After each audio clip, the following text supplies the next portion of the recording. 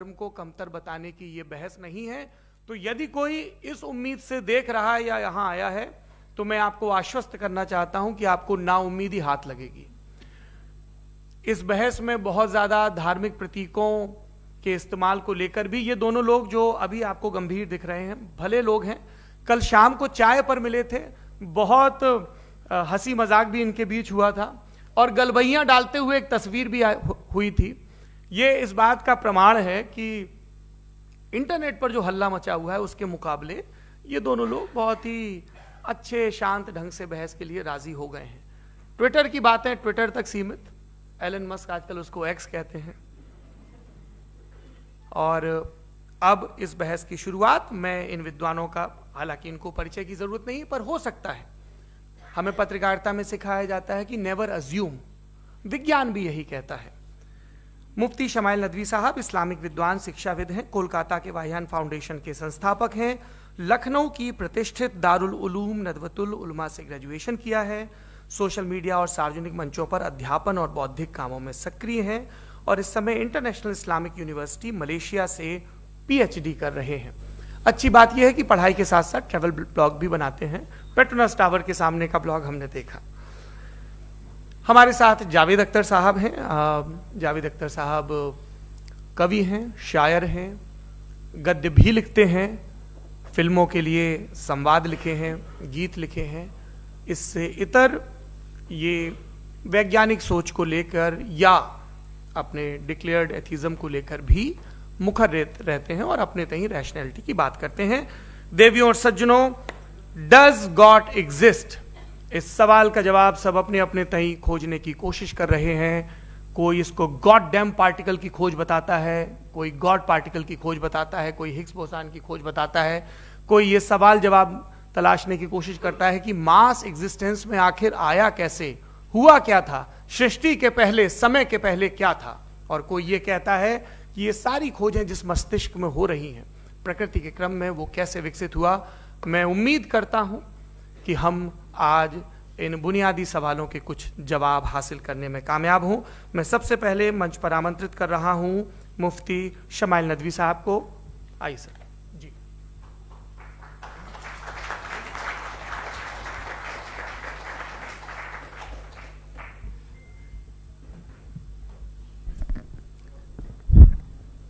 एक आखिरी गुजारिश, आप बोलना शुरू करें। आप लोग प्लीज अपने फोन फ्लाइट मोड पे या साइलेंट मोड पे रखें। एक बार चेक कर लें, कई बार बेध्यानी हो जाती है।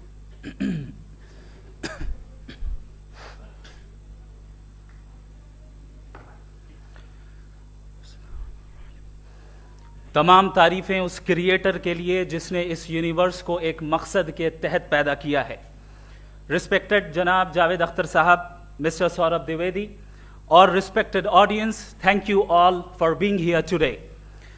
आज की डिबेट में चूंकि हम बात करने वाले हैं डज गॉड एग्जिस्ट के टॉपिक पर, तो ये एक ऐसा टॉपिक है जिसके मुताल्लिक कोई भी डिसीजन लेने के लिए अलग अलग स्टैंडर्ड्स हो सकते हैं। लिहाजा डिबेट के शुरू में यह जरूरी है कि हम ये जान लें कि आज के इस टॉपिक में कौन सा स्टैंडर्ड सही होगा और कौन सा गलत होगा। सबसे पहला स्टैंडर्ड जिसे मैं समझता हूं कि हमारे रिस्पेक्टेड जनाब जावेद अख्तर साहब बड़ी तेजी के साथ उसकी तरफ लपकेंगे, वो है साइंस। जबकि साइंस दर हकीकत खुदा के एग्जिस्टेंस को डायरेक्टली साबित करने या उसके एग्जिस्टेंस को डिनाई करने के लिए स्टैंडर्ड नहीं बन सकती। और उसकी वजह क्या है, ये मैं नहीं कह रहा, ये वो लोग कह रहे हैं जो साइंस के एक्सपर्ट्स हैं। नेशनल एकेडमी ऑफ साइंस कहती है science doesn't have the processes to prove और disprove the existence of God. Why? क्योंकि साइंस का ताल्लुक एम्पेरिकल एविडेंस से है और एम्पेरिकल एविडेंसेस का ताल्लुक हमारे नेचुरल और फिजिकल वर्ल्ड से है, जबकि गॉड नॉन फिजिकल और सुपर नेचुरल रियलिटी है। लिहाजा नॉन फिजिकल रियलिटी को आप उस टूल के साथ नहीं चेक कर सकते जिसका काम फिजिकल रियलिटी को तलाश करना है। लिहाजा आज इस डिबेट में गॉड की एग्जिस्टेंस को साबित करने या उसे डिनाई करने में साइंटिफिक एविडेंस को एक्सेप्ट नहीं किया जाएगा। दूसरा स्टैंडर्ड हो सकता है रेविलेशन, कि रेवलेशन के जरिए हम ये साबित करें कि गॉड एग्जिस्ट करता है या नहीं, लेकिन ये स्टैंडर्ड भी आज इररेलेवेंट है। क्यों? क्योंकि रेवलेशन मेरे नजदीक सोर्स ऑफ नॉलेज है, वैलिड सोर्स ऑफ नॉलेज है, लेकिन हमारे जावेद अख्तर साहब के नजदीक ये वैलिड सोर्स ऑफ नॉलेज नहीं है। लिहाजा आज की डिबेट में मैं एक भी एविडेंस किसी भी मजहबी स्क्रिप्चर से नहीं दूंगा, ताकि जावेद अख्तर साहब के लिए वो अनएक्सेप्टेबल ना हो। तीसरा जो मेयार हो सकता है वो है ऑब्जर्वेशन, कि भाई कोई कहे कि हमें खुदा दिखाओ, अगर है तो दिखाओ, या ये कि खुदा के एग्जिस्टेंस पर एम्पेरिकल एविडेंस दो, तो ये है दर हकीकत गलत टूल का इस्तेमाल करना। ये ऐसा ही है कि जावेद साहब मुझसे ये मुतालबा करें कि मुफ्ती साहब आप मेटल डिटेक्टर के जरिए प्लास्टिक डिटेक्ट करके दिखाएं। अब चूंकि प्लास्टिक डिटेक्ट नहीं हो पा रही है, लिहाजा plastic does not exist. No, you are using the wrong tool. इस टूल से प्लास्टिक को डिटेक्ट नहीं किया जाता। लिहाजा मैं समझता हूं कि गॉड के एग्जिस्टेंस पर एम्पेरिकल एविडेंस का मुतालबा करना एक बचकाना मुतालबा है, और हमारे रिस्पेक्टेड जनाब जावेद अख्तर साहब इस स्टेज से अब बहुत आगे निकल चुके हैं। अब बचता है एक ही स्टैंडर्ड, और वो स्टैंडर्ड है अक्ल, लॉजिक, रीजनिंग। और यही वो स्टैंडर्ड है जिसके तहत गॉड की एग्जिस्टेंस को साबित किया जाएगा या गॉड की एग्जिस्टेंस को डिनाई किया जाएगा। लेकिन चूंकि ये बहुत इंपॉर्टेंट और सेंसिटिव टॉपिक है, इसलिए लॉजिकल आर्ग्यूमेंट भी ऐसा होना चाहिए जो डेफिनेटिव हो, इनडेफिनेटिव ना हो, जो 2 और 2 4 की तरह बिल्कुल वाजे हो, जिसे लॉजिकली रिजेक्ट करना पॉसिबल नहीं हो। फॉर एग्जाम्पल हम कहें हमारे रिस्पेक्टेड मिस्टर सौरभ साहब, ये एक इंसान है और तमाम इंसान कॉन्शियस बीइंग है, लिहाजा नतीजा क्या निकला? हमारे सौरभ साहब भी कॉन्शियस बीइंग है। क्या ये इनडेफिनेट आर्ग्यूमेंट है या डेफिनेट आर्ग्यूमेंट है? ये डेफिनेट आर्ग्यूमेंट है। ये 2 और 2 की तरह वाजे है, इसमें किसी तरह जो है लॉजिकली इसको रिजेक्ट नहीं किया जा सकता। तो अगर आज हमारे जावेद अख्तर साहब ऐसी कोई अकली दलील और लॉजिकल एविडेंस दें खुदा के ना होने पर जो डेफिनेट भी हो, तो मैं ये ऐलान करता हूं कि यकीनन मैं उस एविडेंस को कबूल करूंगा और उस पर गौर करूंगा। लेकिन साथ में यह भी ऐलान कर देता हूं प्रेडिक्शन के तौर पर कि ऐसा कोई डेफिनेट आर्ग्यूमेंट कोई नहीं पेश कर सकता। दलील हम देंगे और डेफिनेटिव दलील देंगे, लॉजिकल दलील देंगे, ऐसी दलील देंगे जो एंटायर एथिस्टिक वर्ल्ड उसे रेफ्यूट नहीं कर सकती। चलें अब हम एक एग्जाम्पल सोचते हैं, एक सिनेरियो, सिंपल सिनेरियो, तमाम ऑडियंस से गुजारिश है, हम और आप एक आइसोलेटेड आइलैंड पर हैं, ऐसा आइलैंड जहां पे हमसे पहले कोई कभी नहीं गया। चलते चलते आपके सामने अचानक आपने देखा एक पिंक कलर की बॉल पड़ी हुई है।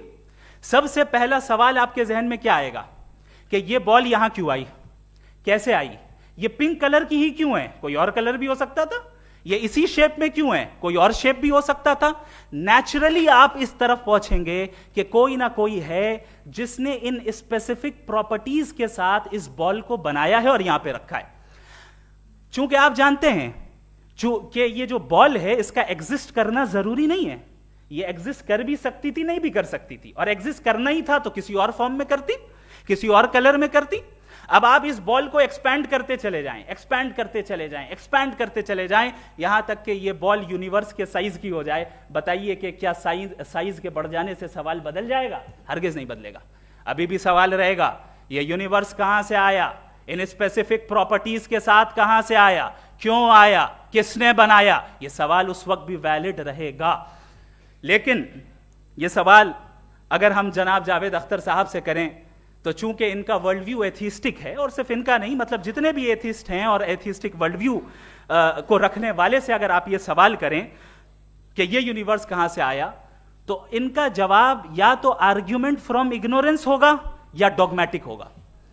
या तो ये कहेंगे कि मुझे नहीं पता कि ये कहां से आया, लिहाजा गॉड डज नॉट एग्जिस्ट, ये आर्ग्यूमेंट फ्रॉम इग्नोरेंस है, या ये कहेंगे कि ये यूनिवर्स खुद ब खुद बन गया। इसका मतलब ये है कि उस बॉल को भी खुद ब खुद बन जाना चाहिए, लेकिन बॉल के ताल्लुक से ये एक्सप्लेनेशन एक्सेप्ट नहीं की जाएगी कि ये खुद ब खुद बन गई, लेकिन यूनिवर्स के ताल्लुक से कर दिया जाएगा। इसे हम दूसरे अल्फाज में डॉगमा भी कह सकते हैं।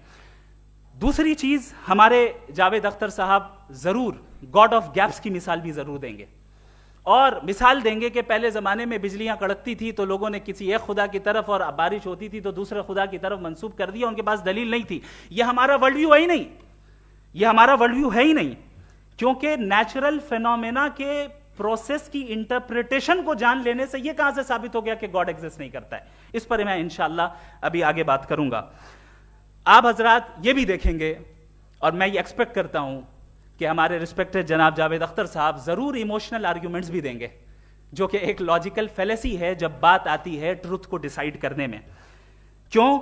मिसाल के तौर पर वो कहेंगे कि अगर गॉड है तो ईविल क्यों एग्जिस्ट करता है, जबकि मैं कहता हूं ईविल का एग्जिस्ट करना गॉड के एग्जिस्ट करने की दलील है, उसके खिलाफ नहीं है। चूंकि अगर गॉड है तो हम सब उसके सामने अकाउंटेबल हैं, और अगर हम अकाउंटेबल हैं तो अकाउंटेबिलिटी के लिए ईविल का मौजूद होना जरूरी है, उसके बगैर हम अकाउंटेबल नहीं हो सकते। और अगर हम अकाउंटेबल नहीं हैं तो हम जनाब जावेद अख्तर साहब से पूछेंगे कि आप बताएं कि फिर सफरिंग इस दुनिया में क्यों है? अगर खुदा नहीं है तो सफरिंग क्यों है? और उन लोगों के जज्बे का क्या जिनके अंदर सफरिंग के बाद इंतकाम लेने का जज्बा पाया जाता है और वो इस दुनिया से ऐसे ही चले गए, क्या उनकी सारी तकलीफें बेकार चली जाएंगी? अब आ जाएं उसी एग्जाम्पल की तरफ कि बॉल, मुझसे अगर कोई पूछे इस बॉल को किसने बनाया और या इस एक्सपेंडेड बॉल को किसने बनाया, मैं कहूंगा कि चूंकि ये यूनिवर्स और इस यूनिवर्स की तमाम चीजें कॉन्टिंजेंट हैं। कॉन्टिंजेंट होने का मतलब ये होता है कि जो अपने एग्जिस्टेंस पे किसी के ऊपर डिपेंड करती हो, तो जाहिर है ये यूनिवर्स कॉन्टिंजेंट है। और अगर कोई चीज कॉन्टिंजेंट नहीं है तो मैं रिक्वेस्ट करूंगा कि मुझे दिखा दें कि कौन सी चीज यूनिवर्स में कॉन्टिंजेंट नहीं है, हम भी जरा गौर कर लें और हम भी देख लें। और जब कॉन्टिंजेंट चीजें मौजूद हैं तो फिलोसोफर्स की इस्तिलाह के मुताबिक, हम उस टर्मिनोलॉजी के मुताबिक हम उस जगह तक पहुंचते हैं और उस हस्ती तक पहुंचते हैं जिसे नेसेसरी बीइंग कहा जाता है, कि ये वो नेसेसरी बीइंग है जिसका मौजूद ना होना नामुमकिन हो। क्योंकि अगर ये मौजूद ना हो तो सारी चीजें एग्जिस्टेंस में आएंगी ही नहीं, और ये सारी कॉन्टिंजेंट चीजें उसी के ऊपर डिपेंड करती हैं। अब अगर आप ये सवाल करते हैं कि फिर उस हस्ती को किसने बनाया, फिर उसका कॉज क्या है, फिर उसका कॉज क्या है, फिर उसका कॉज क्या है, और एंडलेसली चले जाएं, इसे हम कहते हैं इन्फिनिट रीग्रेस ऑफ कॉजेस, जो कि लॉजिकल फेलेसी है। कॉन्सेप्चुअली इन्फिनिटी पॉसिबल है। मिसाल के तौर पे न्यूमेरिकल्स 1 2 3 गिनते चले जाएं, इन्फिनिट नंबर्स हैं। मैं कॉन्सेप्चुअली बात नहीं कर रहा, प्रैक्टिकली रियलिटी में साबित करके दिखाएं कि infinite regress of causes possible है या नहीं। अगर पॉसिबल है तो हम मान लेंगे, मिसाल दे दें, और पॉसिबल नहीं है तो एक ही ऑप्शन बचता है जिसे हम कहते हैं नेसेसरी बीइंग। ऐसी नेसेसरी बीइंग जो इंडिपेंडेंट है, क्योंकि अगर वो डिपेंडेंट हुई तो वो नेसेसरी नहीं रहेगी। ऐसी इंडिपेंडेंट बीइंग जो इटर्नल है, अगर वो इटर्नल नहीं होगी, उसकी बिगिनिंग होगी तो वो खुद कॉन्टिंजेंट है। ऐसी बीइंग जो पावरफुल है, क्योंकि कॉन्टिंजेंट को एक्चुअलाइज करने के लिए पावर चाहिए। ऐसी बीइंग जो इंटेलिजेंट है और नॉलेजेबल है, क्योंकि ये यूनिवर्स स्पेसिफिक फॉर्म और स्पेसिफिक लॉज ऑफ नेचर के तहत प्रिसाइजली चल रहा है। Thank you. थैंक यू मुफ्ती साहब। मैं इन दलीलों के बाद जावेद अख्तर साहब से गुजारिश करूंगा, आप बैठ के बोलना चाहेंगे या वहां? जी।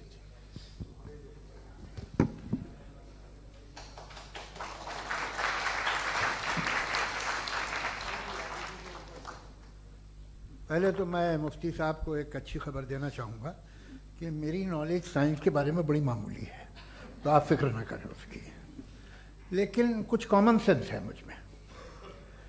देखिए, ये खुदा का तस्वुर कोई नया तस्वुर नहीं है, ये सदियों से रहा है। ये कुछ रिलीजन 3000 साल पुराने होंगे, 4000 साल पुराने होंगे, लेकिन इंसान कोई 10,000 12,000 साल से एग्जिस्ट करता है होमोसेपियन की शक्ल में, और हमेशा कुछ ना कुछ मज़हब रहे। ये मज़हब जाहिलों के नहीं थे, ये मज़हब एक ऐसी ग्रीक सोसाइटी के थे जहाँ बड़े बड़े फिलोसफर्स पैदा हुए। ये मज़हब इजिप्शियंस के थे जिन्होंने पिरामिड्स बनाए थे। ये रोमन्स के थे कि जिनका आर्किटेक्चर और सेनेट यानी पहली बुनियाद डेमोक्रेसी की लिमिटेड थी, मगर डेमोक्रेसी थी, ये उन लोगों ने किए थे। तो इनका जो जुपिटर था, रा था, ज़्यूस था, उन्हें उस पर इतना ही एतमाद था जितना आज किसी मजहबी आदमी को अपने खुदा पे होगा।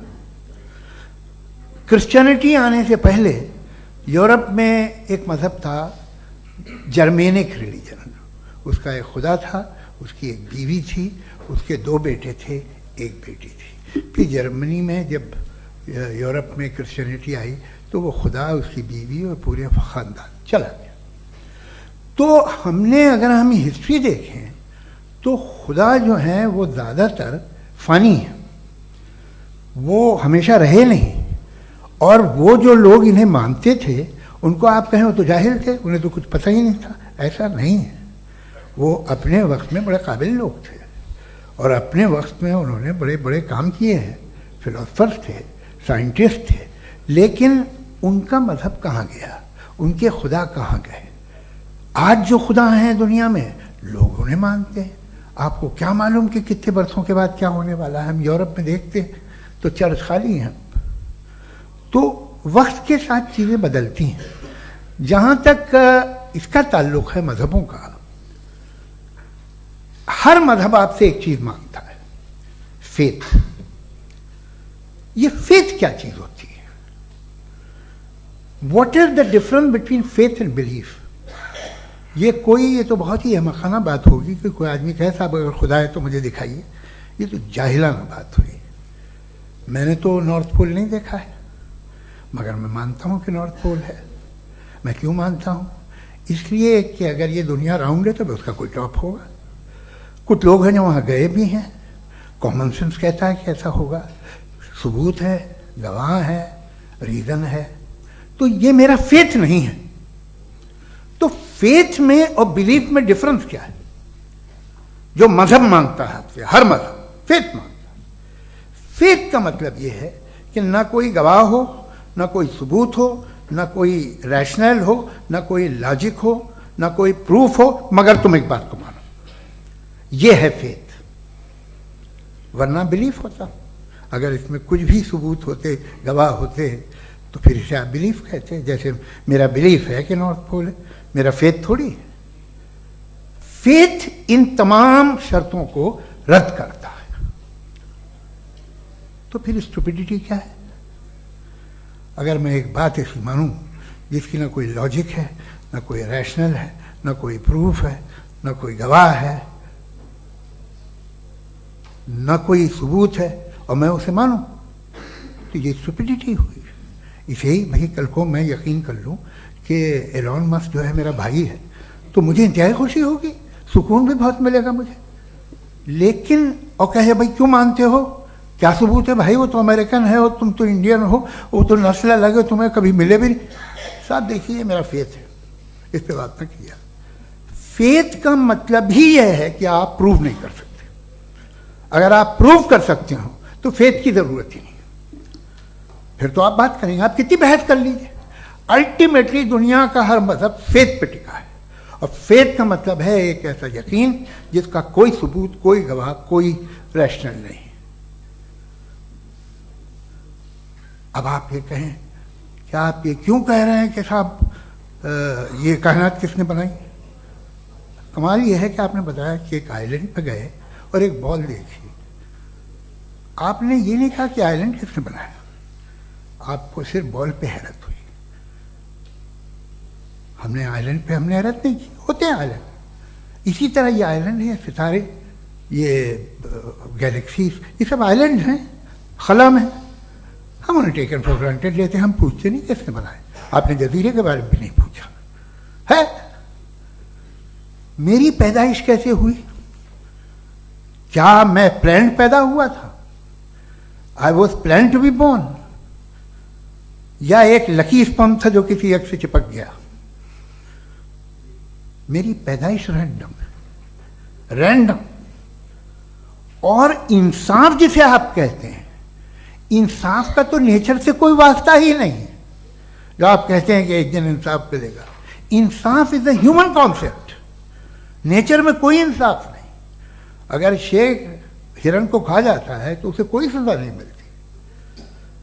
अगर एक आंधी आती है और हरे भरे पेड़ों को उखाड़ के फेंक देती है तो आंधियों की जेल नहीं होती है। नेचर में इंसाफ नहीं, इसलिए वो नेचर को इंसाफ की जरूरत भी नहीं। नेचर तमाम एक है। अब हम कहें कि साहब ये देखिए जो मैंने खाना खाया था, ये मेरी आंख तो नहीं यूं कर दिया उसे, तो इसे सजा मिलनी नहीं। वो सिस्टम है, ऐसे ही चल रहा है। नेचर बगैर इंसाफ के है। इंसाफ इज अ ह्यूमन कॉन्सेप्ट। तो जो आपसे कहता है कि मैं तुम्हें इंसाफ दूंगा, वो इंसानी जहन की पैदावार है। ये नेचुरल है ही नहीं, ये आसमानी है ही नहीं, नेचर का तसव्वुर, इंसाफ का तसव्वुर। भाई आप साथ मिलते हैं, अब आप लेफ्ट हैंड ड्राइव करते हैं, ये क्या है? तमाम सच, तमाम नेकी, तमाम शराफत लेफ्ट हैंड ड्राइव है। वरना क्या होगा, या तो आप क्रॉस कर देंगे, आपका एक्सीडेंट हो जाएगा, या आप किसी को मार देंगे, या ट्रैफिक जैम हो जाएगा। झूठ, बेईमानी, रिश्वतखोरी, ये तमाम जो है driving on the wrong side, इसके ऊपर कुछ नहीं। ये तो हमने बनाया, जैसे हमने लेफ्ट हैंड ड्राइव बनाई है। ये कॉन्सेप्ट ऑफ इंसाफ जो है ये हमारा है, इसका नेचर से कोई वास्ता नहीं। शेर खा जाता है हिरन को, उसे जेल होती है क्या? कुछ भी नहीं, है ही नहीं। तो ये जो दुनिया के रिलीजन प्रॉमिस करते हैं आपसे इंसाफ, इसी से मालूम होता है कि ये मैन मेड है। ये तसव्वुर कहीं और का है ही नहीं। जो नेचर है, कुछ लोग कहते हैं नेचर ही खुदा है, तो नेचर में तो इंसाफ नहीं कहीं। और आप वादा कर रहे हैं कि तुम्हें मरने के बाद इंसाफ मिलेगा। मुझे अगर मिलेगा तो मैं बहुत खुश हूँगा, लेकिन मैं यकीन नहीं कर पाता हूँ, इसलिए कि मैं फेथ नहीं पैदा कर सकता। The very fact that religions demand faith, इसका मतलब है कि उनके पास जस्टिफिकेशन नहीं है। अच्छा साहब, फिर रिलीजन अगर मॉडरेशन में है, कोई सा भी नहीं, वो आप में कुछ खूबियां भी पैदा करता होगा, देखिए उससे ये फ़ायदा है, वो फ़ायदा है। अल्कोहल जो है वो ज़्यादातर दवाओं में यूज़ होती है, और एक सर्वे किया गया था अमेरिका में कि लॉन्जिटिविटी किन लोगों की है, तो एक तरफ वो लोग थे जो शराब पीते ही नहीं थे, और एक तरफ वो थे जो एक बोतल शराब रोज़ पीते थे। सबसे ज़्यादा लंबी उम्र उनकी है जो 2 पैक नाप के शराब पीते और खाना खाते हैं। मगर हम शराब को बुरा समझते हैं, मैं भी बुरा समझता हूँ। क्यों? ऐसा होता नहीं। कुछ चीज़ों में आदत होती है कि वो बढ़ती है। आज तक में एक आदमी दूध पीता है, आप 10 साल बाद भी मिलेंगे तो एक ही गिलास पीता होगा। ऐसा नहीं होता, सुबह से दूध पीता रहता है। मिल्कोहलिक मैंने नहीं देखे, अल्कोहलिक होते हैं। ये टेंडेंसी है मजहब की कि वो बढ़ता है, जैसे कैंसर बढ़ता है, जैसे शराब बढ़ती है। कुछ लोग होंगे जो उसे सही तरह से यूज़ करते। मुझे यकीन है कि हमारे मुफ्ती साहब भी उनमें से एक हैं, इनसे बहुत खुशी हुई मुझे इनसे मिलकर। लेकिन कितने लोग हैं कि आज आप देखते हैं दुनिया में जो तबाहियाँ हैं, इनमें कितना हाथ है उन लोगों का जो बिलीवर कहते था मजहब ये नहीं कहता, ना कहता होगा, मगर जब ये मजहब पीते हैं तो ऐसे बिहेव करते हैं। थोड़ा सा अगर हो तो शायद बहुत अच्छी बात, लेकिन शराब थोड़ी सी नहीं रहती, उसमें टेंडेंसी है। पहले थोड़ा सा अगर 2-3 कैंसर के सेल हो ना बॉडी में तो आदमी स्लिम रहेगा, लेकिन वो 2-3 सेल नहीं रहते, वो मल्टीप्लाई होते हैं। जावेद साहब, टाइम पूरा हो गया। टाइम हो गया तो बस बात खत्म हो गई। अच्छा, मुझे कुछ और कहने को था भी नहीं। जी, मैं पहले जवाबी दौर के लिए इनवाइट कर रहा हूं मुफ्ती साहब को। Your rebuttal round 1, you have 7 minutes.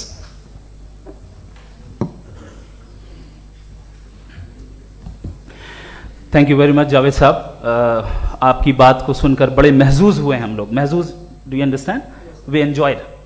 Okay, अब थोड़ा सा लॉजिकली उसको हम लोग देखते हैं। दरअसल हम लोगों ने कल गुजारिश की थी मुफ्ती साहब से भी, जावेद साहब से भी, कि हिंदुस्तानी ज़बान आम फहम सबको समझ में आ जाए, और जहां कहीं आप मुश्किल शब्द इस्तेमाल करें वहां बताते भी चलें। Thank you. तो सबसे पहले हमारे रिस्पेक्टेड जावेद साहब ने हवाला दिया कि खुदा फानी है। कितने मजहब आगे चले गए, किसी ने जुपिटर को खुदा माना, किसी ने किसी को माना। मैं कहता हूं जिसने कॉन्टिंजेंट चीज को खुदा माना, गलत माना, वो खुदा ही नहीं, वो खुदा ही नहीं है। हम तो नेसेसरी बीइंग को साबित करने बैठे हैं, वो नेसेसरी कॉज जो इटरनल है, जो अबदी भी है और अजली भी है। हम किसी और को साबित करने नहीं बैठे। दूसरी चीज उन्होंने कहा कि फेथ एंड बिलीफ, ये एक ऐसी डेफिनेशन है फेथ की जो इन्होंने पहली मर्तबा पेश की है, या माफ कीजिएगा इन्होंने पहली मर्तबा पेश नहीं की है, रिचर्ड डॉकिंस ने पहली मर्तबा पेश की है। मुझे मालूम है ये सोर्स कहां से है। एपिस्टेमोलॉजिकली फेथ और बिलीफ का फर्क आप इस तरह नहीं कर सकते सर। फेथ सही भी होता है, गलत भी होता है, बिलीफ सही भी होता है, गलत भी होता है। जो लॉजिक, रीजन और एविडेंस से बैक्ड होगा वो फेथ सही होगा। और आप जिस फेथ की बात कर रहे हैं कि इलॉजिकल है और उसके पीछे नहीं है, तो we are on the same page. हम नहीं मानते उस फेथ को, जो फेथ ऐसा हो जिसके पीछे कोई लॉजिक ना हो, एविडेंस ना हो, हम नहीं मानते। हम तो उस फेथ के कायल हैं जिसके पीछे लॉजिक हो और एविडेंस हो। तो बिलीफ सही भी होता है, गलत भी होता है, फेथ भी सही होता है और गलत भी होता है। तो आज फेथ और बिलीफ के डिफरेंस पे बात नहीं हो रही है। आज आप चाहे फेथ एक्सेप्ट कर लें या बिलीफ एक्सेप्ट कर लें, आज ये बात होगी कि ट्रूथ क्या है। चाहे ट्रू बिलीफ सही है या ट्रू फेथ सही है, और फॉल्स फेथ क्या है और फॉल्स बिलीफ क्या है, बात इस पे हो रही। दूसरी चीज इन्होंने पूछा, स्टुपिडिटी फिर क्या है? अगर फेथ, रिलीजन स्टुपिडिटी नहीं है तो और क्या है? चूंकि फेथ का मुतालबा करते हैं तो स्टुपिडिटी क्या है? मैं कहता हूं स्टुपिडिटी एथिज्म है। उसकी वजह यह है कि आप एक सड़क पे जा रहे हो और आप किसी गार्डन में जाएं और देखें वहां लिखा है फूलों के साथ, I love Javed Akhtar and I really do, I love you sir. So जब आप वहां पर पहुंचे तो वहां पहुंचकर अब ये बताएं, क्या आप ये कहेंगे wow what a natural selection? ये क्या नेचुरल सिलेक्शन है? नहीं, ये प्रिसाइजली डिजाइंड है, इसके पीछे डिजाइनर है। लिहाजा अगर कोई एक ऐसी कॉमन सेंस की बात को कबूल नहीं कर रहा है कि यूनिवर्स जो इतने प्रिसाइजली काम कर रहा है, हम कह दें कि खुद ब खुद बन गई, मैं समझता हूं इससे बड़ी स्टुपिडिटी और कुछ नहीं है। ये इर्रेशनल चीज है। फिर हमारे सर ने कहा कि आपने बॉल पे फोकस किया, आइलैंड पे फोकस नहीं किया। अरे आइलैंड को किसने बनाया यही समझाने के लिए तो बॉल की मिसाल दे रहा हूं। और बॉल भी कॉन्टिंजेंट है, आइलैंड भी कॉन्टिंजेंट है, दोनों नेसेसरी बीइंग का मुतालबा करते हैं। आगे इन्होंने कहा कि नेचर में कोई इंसाफ नहीं है। हम डिसाइड करते हैं कि मोरालिटी क्या होती है, इंसाफ क्या होता है। हम डिसाइड करते हैं, जैसे ड्राइविंग सीट में ट्रैफिक वाला, ये तो किसी खुदा ने नहीं कहा, ये है, इसे कहते हैं फॉल्स इक्विवेलेंस। ये एक लॉजिकल फेलेसी है। आपने जो है मिसाल दी ड्राइविंग की और ट्रैफिक की, ये सब्जेक्टिव मोरालिटी है। आप सब्जेक्टिव मोरालिटी को मिसाल बनाकर ऑब्जेक्टिव मोरालिटी के ऊपर नहीं थोप सकते। इंसाफ की ऑब्जेक्टिव मोरालिटी है। अगर आप ये कहते हैं कि नेचर में इंसाफ नहीं है तो इंसाफ का न होना ये नेचुरल हुआ, तो फिर नेचर को नेचर रहने दे, क्यों हम इतना स्ट्राइव कर रहे हैं दुनिया में इंसाफ लाने के लिए? ये तो इलॉजिकल बात है, इर्रेशनल बात है। इसलिए बहुत सी चीजें ऐसी हैं जो ऑब्जेक्टिवली जो है इविल या गुड हैं, और बहुत सी चीजें ऐसी हैं जो सब्जेक्टिवली हैं। सब्जेक्टिवली जो मोरल होता है या इमोरल होता है उसको हम सोशल कंसेंसस से या पर्सनल प्रेफरेंस से डिसाइड करते हैं। लेकिन जो ऑब्जेक्टिव मोरालिटी है, जिसमें इंसाफ आया, जो इन्होंने बार बार रिपीट किया, ये ऑब्जेक्टिव है, सब्जेक्टिव नहीं है। अगर आप कहते हैं ये सब्जेक्टिव है तो मेरा सवाल आपसे ये है, क्या सोशल कंसेंसस के जरिए अगर जुल्म को सही करार दे दिया जाएगा तो आप जुल्म को जस्टिफाई करेंगे? दूसरी चीज इन्होंने ये कहा कि 2 पैक शराब पी लें तो वो उतने पे नहीं रहता, बढ़ जाता है। यही मामला मजहब के साथ है। 2 पैक आप पी लें बढ़ेगा। तो ये एक ऐसी मिसाल है, इसको कहीं भी फिट कर लें कि आप एथिज्म पे जब फिट करें, जब आप 2 पैक एथिज्म का लेंगे ना तो वो बढ़ बढ़ के नॉर्थ कोरिया बनेगा। Thank you.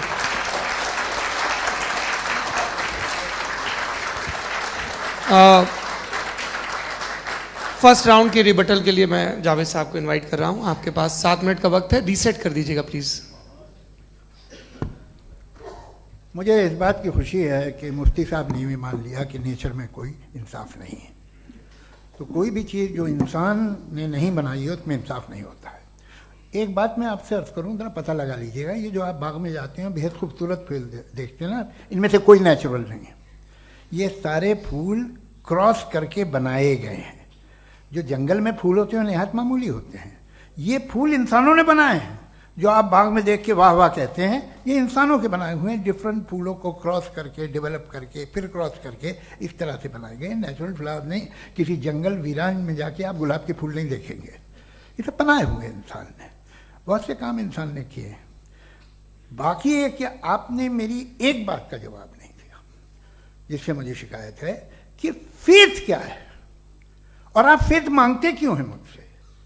आप तो लॉजिकल हैं, आपके पास तो सारे रैशनल्स हैं, आपके पास सारे सबूत हैं, तो आपको फेथ की डिमांड क्यों करते हैं कि भाई तुम सरेंडर कर दो और सवाल मत करो? कोई मजहब सारे सवाल करने की इजाजत नहीं देता है और मना करता है कि दादा सवाल ना करो, बहक जाओगे तुम। आप क्यों रोकते हैं? हकीकत यह है कि इंसानी तारीख क्या है। इंसानी तारीख यह है कि दुनिया में दो तरह के लोग हुए हैं। एक वो जिन्होंने अपनी लाइल्मी की परस्तिश की है, दूसरे वो जिन्होंने अपनी इग्नोरेंस या लाइल्मी से झगड़ा किया है और मालूम किया है कि क्या है। ये जो आप कह रहे हैं, आज आप हैरान हैं कि भाई ये यूनिवर्स कैसे बनी। लोग हैरान थे कि सूरज डूबता है तो इधर से कैसे निकलता, और आप एक कदम जाके हमेशा का मानने को तैयार है, एक कदम पीछे ही मान जाइए। भाई आप इसके बाद जाते हो, कहते सवाल ना करना कि ये कहाँ से आया, ये पावर तो हमेशा से हमेशा रहेगी। तो आप यूनिवर्स के बारे में मानने में क्या तकलीफ है? एक कदम पहले रुक जाइए। ये हमेशा से थी या नहीं थी, हमें मालूम नहीं है। और ये कहना कि हमें मालूम नहीं है, कमाल ये है कि दुनिया के सारे मजहब सब जानते हैं ये दुनिया कैसे बनी थी, कैसे मिटेगी, मरने के बाद क्या होगा, इनको सब इल्म है। इनको किसी को डायनासोर होते थे पहले ये नहीं पता था, किसी को नहीं पता। किसी भी दुनिया की मजहबी किताब में डायनासोर का जिक्र नहीं है, लेकिन बाकी सब बातें, how to make universe in 4 easy lessons and बाकी सब पता है। जिसको सब पता है वो गड़बड़ है। हम में ये इंकिसार, ये ह्यूमिलिटी होनी चाहिए कि हम ये कहें कि हमें ये बहुत सारी बातें नहीं मालूम, लेकिन हम उनकी परस्तिश ना करना, अपनी लाइल्मी को की परस्तिश ना करें, हम उसे पता लगाने की कोशिश करें। जिस दुनिया में आप बैठे हैं सर, ये हॉल जो है, ये इलेक्ट्रिसिटी जो है, ये माइक जो है, जिस हवाई जहाज से आप आए थे, वो जिस कार से आप यहाँ आए हैं, ये सब उन लोगों की बनाई हुई है जिन्होंने सवाल किए थे। ये दुनिया जिसमें आप आज आराम से हैं, ये उन लोगों की बनाई है कि जिन्होंने सवाल किए थे, और हर स्टेज पे इन सवालों को मकरूह कहा गया था, गलत कहा गया था। आप जरा तारीख पढ़िए, एक बड़ी दिलचस्प किताब है बर्ट्रैंड रसेल की, जिसमें उसने रिलीजन एंड साइंस कि कब से रिलीजन जो है साइंस के अगेंस्ट है, और हद तो यह है कि भाप के इंजन के खिलाफ थे, स्टीम इंजन के भी खिलाफ थे, और फतवे हुए उन पे, वेटिकन ने दिए।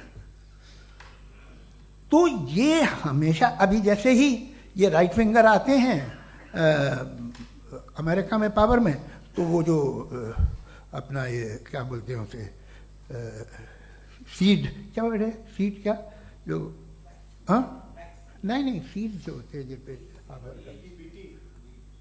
जी, नहीं भाई, वो जो ह्यूमन बॉडी के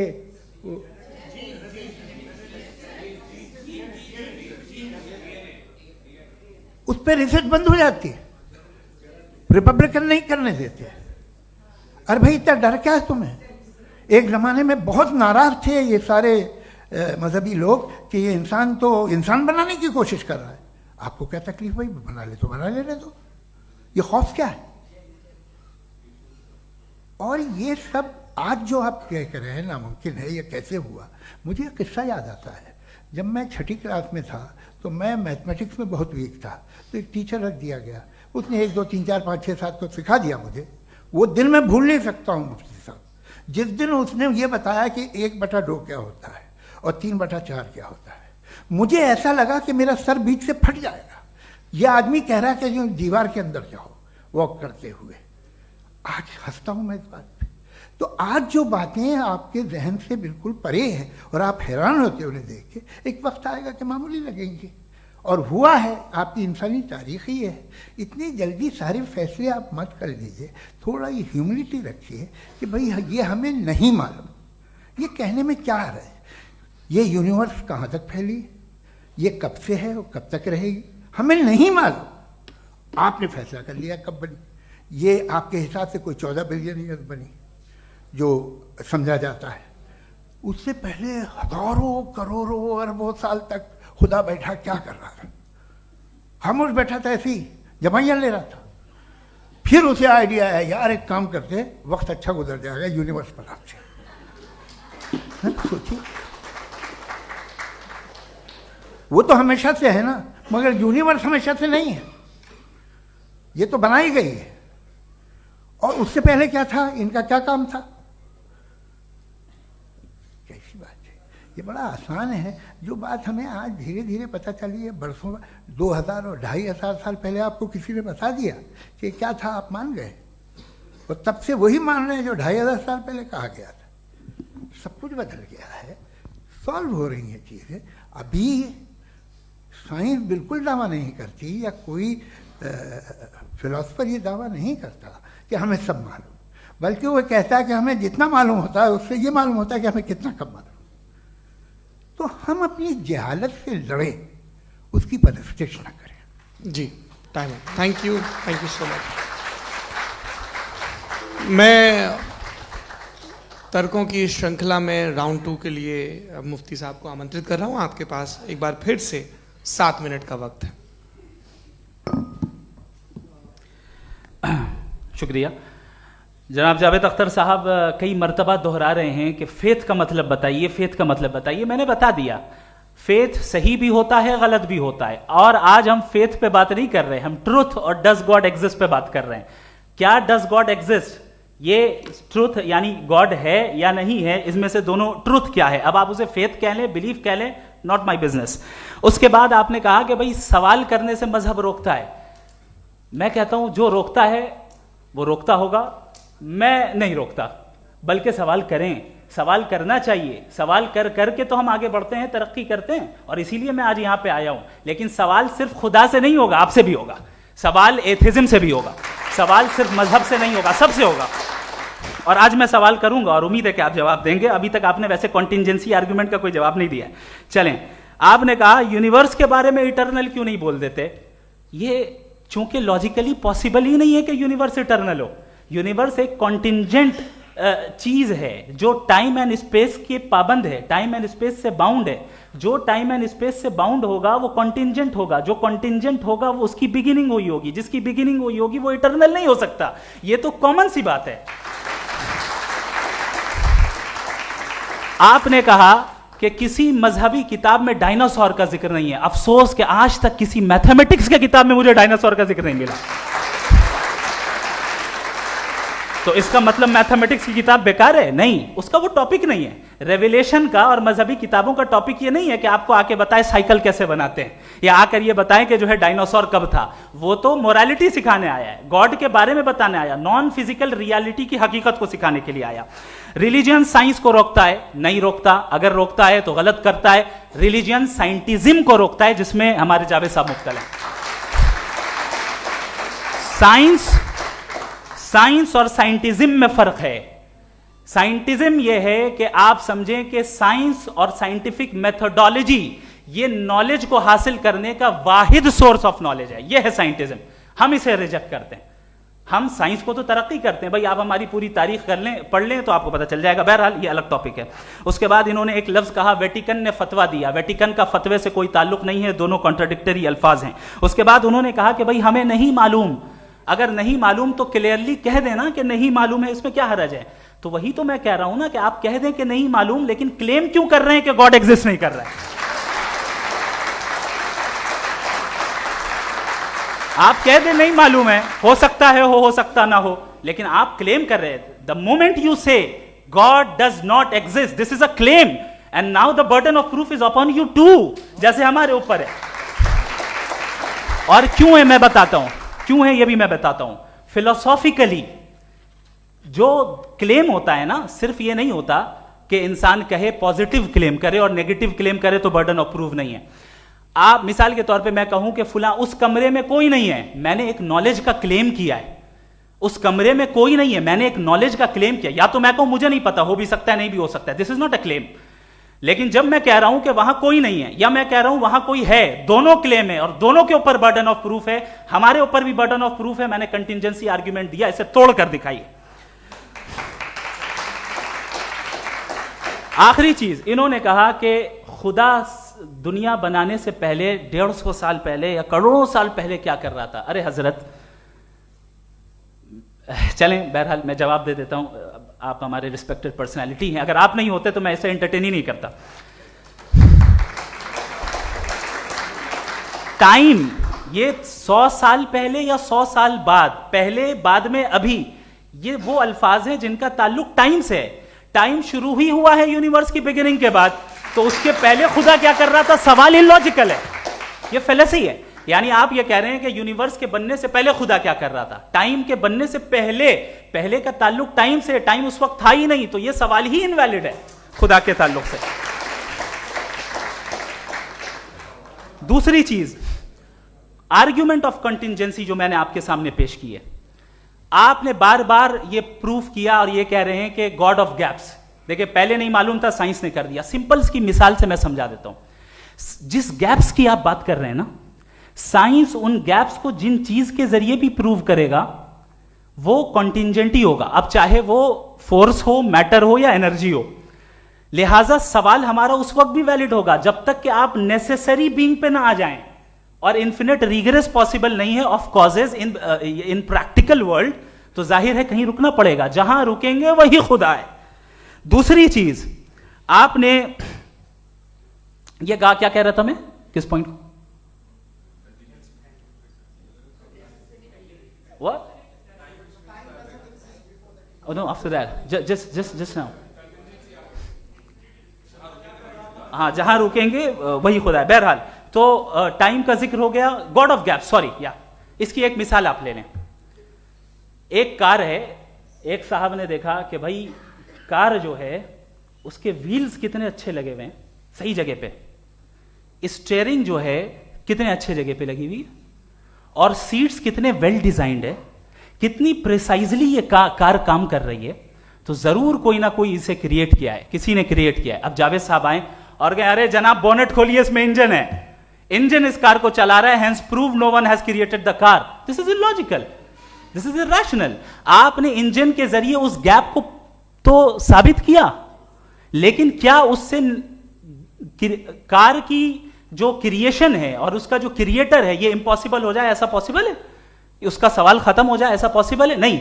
आपने गैप्स को फिल करके, कॉन्टिंजेंट चीजों से गैप्स को फिल करके हमारे ऑब्जर्वेशन को और ब्रॉड कर दिया।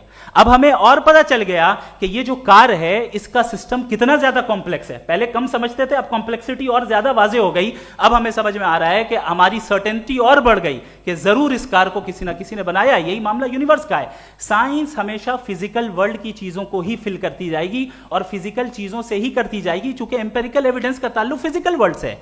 आप साइंस के जरिए मेटाफिजिकल रियलिटी को कभी साबित नहीं कर सकते। ये रॉन्ग टूल का इस्तेमाल करना है। ये वही काम है कि आप मेटल डिटेक्टर से प्लास्टिक डिटेक्टर करने चलें, जो कि जाहिर है सही नहीं है। Thank you.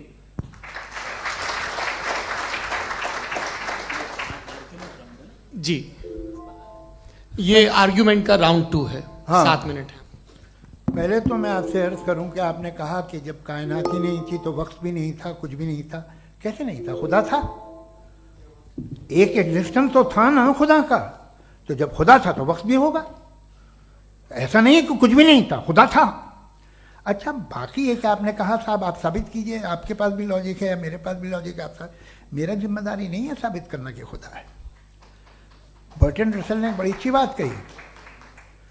बर्टन रसल ने बड़ी अच्छी बात कही। मैं आपसे अगर ये दावा करूं कि एक चाय की केतली मरीख के चारों तरफ घूम रही है, मार्स के चारों तरफ, तो यह आपका काम नहीं है कि आप साबित करें कि कोई चाय की केतली नहीं है।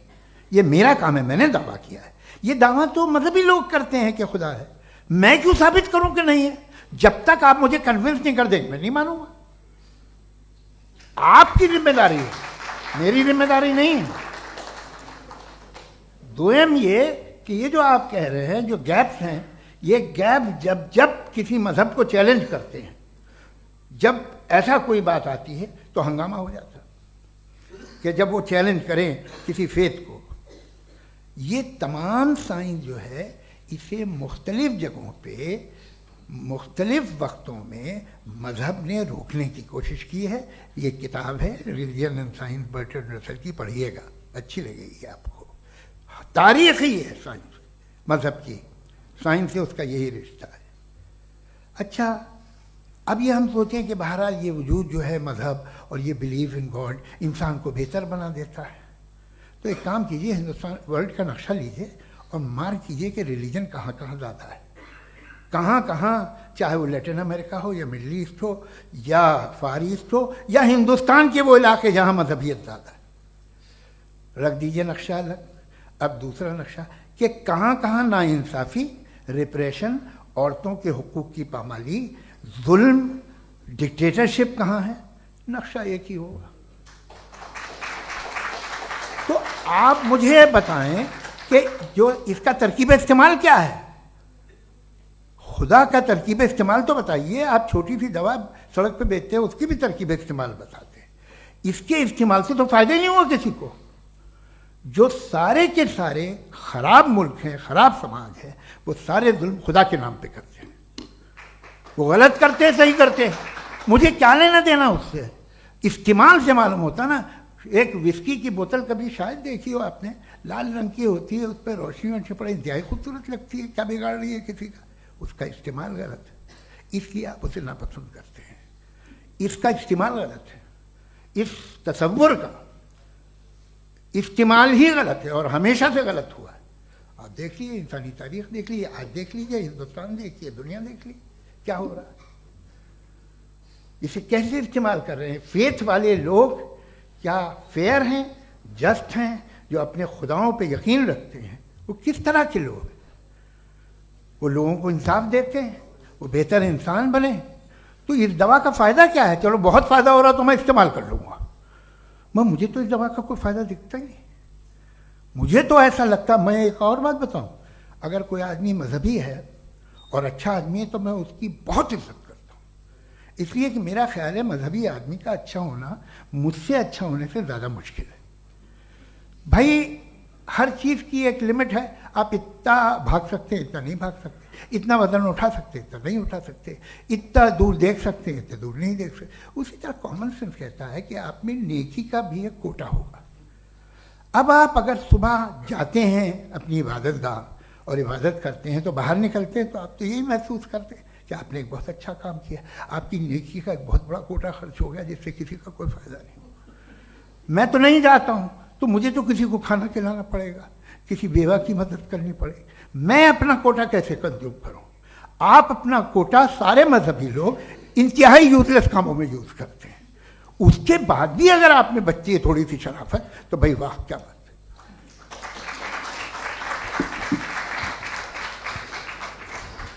एक तो मुझे ये बात बहुत अच्छी लग रही है कि दोनों ही विद्वान समय को मानते हैं और बहुत समय से अपनी दलीलें और बाज दफा समय से पहले अपनी तकरीरें पूरी करके अपनी अपनी कुर्सी पर बैठ रहे हैं।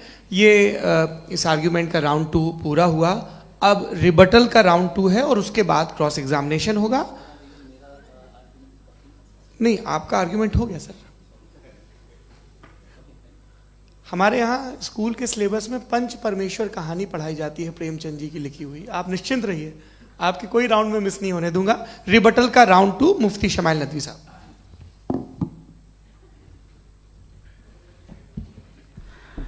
असल में जो हकीकी प्रॉब्लम है, असल प्रॉब्लम है, वो ये है कि जावेद साहब के पास कॉन्सेप्ट ऑफ गॉड क्लियर नहीं है। इन्होंने कहा कि कायनात से पहले खुदा तो था, तब भी तो टाइम होगा। ये टाइम कायनात का हिस्सा है। हम खुदा, उस खुदा को मानते हैं, नेसेसरी बीइंग का टाइमलेस होना जरूरी है, चूंकि वो टाइम का क्रिएटर है। जब उसने टाइम को क्रिएट किया तो वो खुद टाइम पे कैसे होगा? उसने जब स्पेस को क्रिएट किया तो खुद स्पेस में कैसे होगा? अगर वो टाइम एंड स्पेस को पहले से ही उसका पाबंद है तो फिर किस चीज को उसने क्रिएट किया? लिहाजा ये सवाल गलत है कि खुदा था तो टाइम होगा। बिल्कुल नहीं, टाइम के पाबंद हम हैं, खुदा नहीं है। हम फिजिकल वर्ल्ड से ताल्लुक रखते हैं, वो मेटाफिजिकल रियलिटी है। दूसरी चीज इन्होंने मिसाल दी कि चाय की केतली हवा में घूम रही होगी, और पता नहीं शायद वो बर्टन रसल का उन्होंने हवाला दिया। बहरहाल यही प्रॉब्लम है। प्रॉब्लम यही है कि हम चीजों के दरमियान डिफरेंशिएट नहीं कर पाते। ये जो आपने मिसाल दी ये इमेजिनेशन है, और मैं जो साबित कर रहा हूं वो लॉजिकल नेसेसिटी है। आप इमेजिन करने आए तो कुछ भी करें, जुपिटर में पिंक एलिफेंट होगा, यूनिकॉर्न होगा, करें, उससे कायनात पे क्या फर्क पड़ता है? उससे आप लॉजिकल नेसेसिटी साबित नहीं कर सकते। मैं तो उस प्राइम कॉज की बात कर रहा हूं, उस नेसेसरी बीइंग की बात कर रहा हूं जिसके बगैर इस कायनात का एग्जिस्टेंस मुमकिन नहीं है। दूसरी चीज, मजहब को साइंस चैलेंज करती है वगैरह वगैरह, ये हमारा टॉपिक ही नहीं है। मैं इस पे बात करूंगा तो फिर मेरा वक्त चला जाएगा। मजहब के ऊपर चूंकि हमारी डिस्कशन नहीं है, साइंस को मजहब और बिलखुसूस मैं और हमारा वर्ल्ड व्यू कम अज कम साइंस को पीछे नहीं करता है, साइंटिज्म की मजम्मत करता है। इसकी वजाहत मैंने पहले कर दी। दूसरी चीज इन्होंने कहा वर्ल्ड का नक्शा लीजिए, वर्ल्ड मैप लीजिए, दो अलग अलग जगह की। हजरत, मैंने ये होमवर्क किया था और मैंने मिडिल ईस्ट का एक नक्शा लिया और यूरोप का एक नक्शा लिया, ये मजहबी इलाका और ये लिबरल और एथीस्ट इलाका। मुझे पता चला कि सबसे ज्यादा रेप केसेस जो हैं वहां पर है।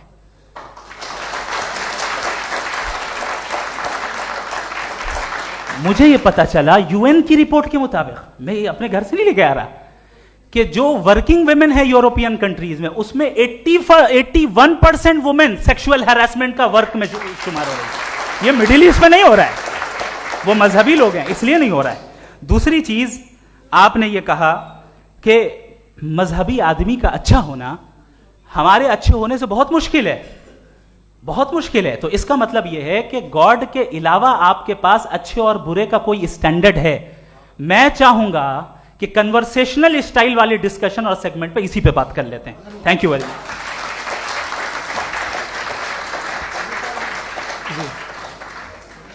ये रिबटल का राउंड 2 है, आपके पास 5 मिनट का वक्त है और इसके बाद क्रॉस एग्जामिनेशन शुरू करेंगे। आप चाहें तो जो इन्होंने सवाल पूछे उनके जवाब आप रिबटल में भी दे सकते हैं। जी जी, देखिए पहले तो ये बात कि ये मिसाल गलत नहीं है, गलत है।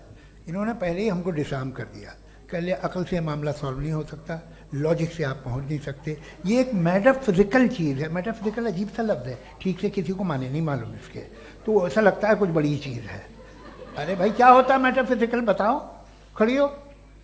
ये एक लफ्ज़ है जो कहीं भी इस्तेमाल हो जाता है। जब आप एक बात कर रहे हैं और आप मुझसे बहस कर रहे हैं तो मुझे मेटाफिजिकल मत बताइए, आप लॉजिकली मुझे प्रूव किए। और अगर लॉजिकली आप नहीं बात करते साहब ये मेटाफिजिकल है, तो फिर हम आप बात क्या कर रहे हैं? मेरा आपका किस ज़बान में कॉन्वर्सेशन होगा? और ये कहना कि वक्त पहले नहीं था, तो फिर क्यों कहते हैं ये हमेशा से और हमेशा रहेगा?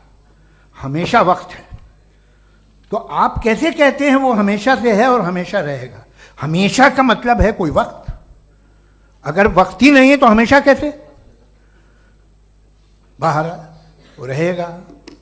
अब मैं ये देखता हूँ, आपने कहा ना कि वहाँ रेप ज़्यादा होते हैं, तो हम एक बात देखते हैं कि ये दुनिया जिस पे वो कादर मुतलक है, जिसकी मर्जी के बगैर पत्ता भी नहीं हिलता, ओमनीपोटेंट है, ये दुनिया चल कैसे रही है? और इस दुनिया का हाल क्या है? 45,000 बच्चे जो 10 साल की उम्र से कम थे वो गाजा में मरे। भूख से काला हांडी में बच्चे मरते हैं और डिप्थेरिया से मरते हैं। डिप्थेरिया अजीब मर्ज है, गले में जाली बनना शुरू होती है, बच्चा नीला हो जाता है, गरीब का बच्चा, इसलिए कि उपास इलाज नहीं। ये कादर मुतलक है, जो चाहे कर दे। इससे आप दुआएं मांगते हैं हमारी, ये काम कर दे वो कर दे, तो इसका मतलब डे टू डे लाइफ में वो इंटरफेयर करता है और ये देख रहा है वो। अगर वो वाकई भी है फॉर डिस्कशन सेक, तो मैं जब दुनिया देखता हूं तो मेरे दिल में उसके लिए कोई इज्जत नहीं पैदा होती।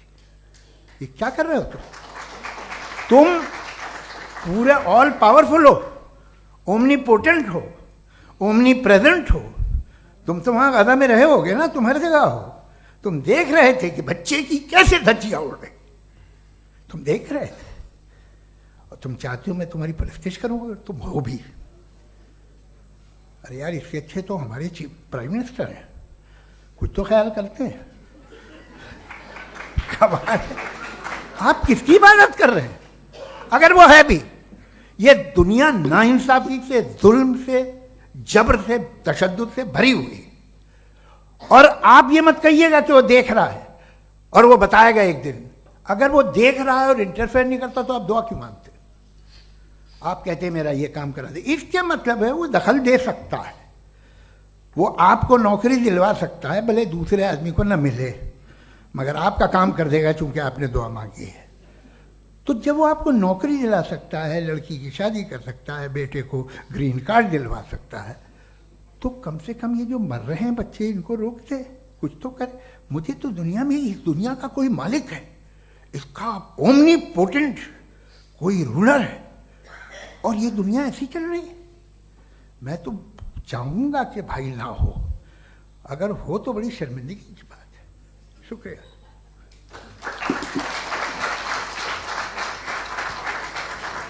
देवियों और सज्जनों, इस बहस के 2 राउंड और 2 रिबटल पूरे हो चुके हैं।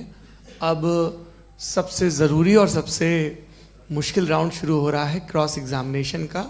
अब इन विद्वानों की सज्जनता की एक परख भी होगी, और वक्त हमने 16 मिनट का तय किया है। पहला सवाल आप पूछना चाहेंगे? जी बिल्कुल।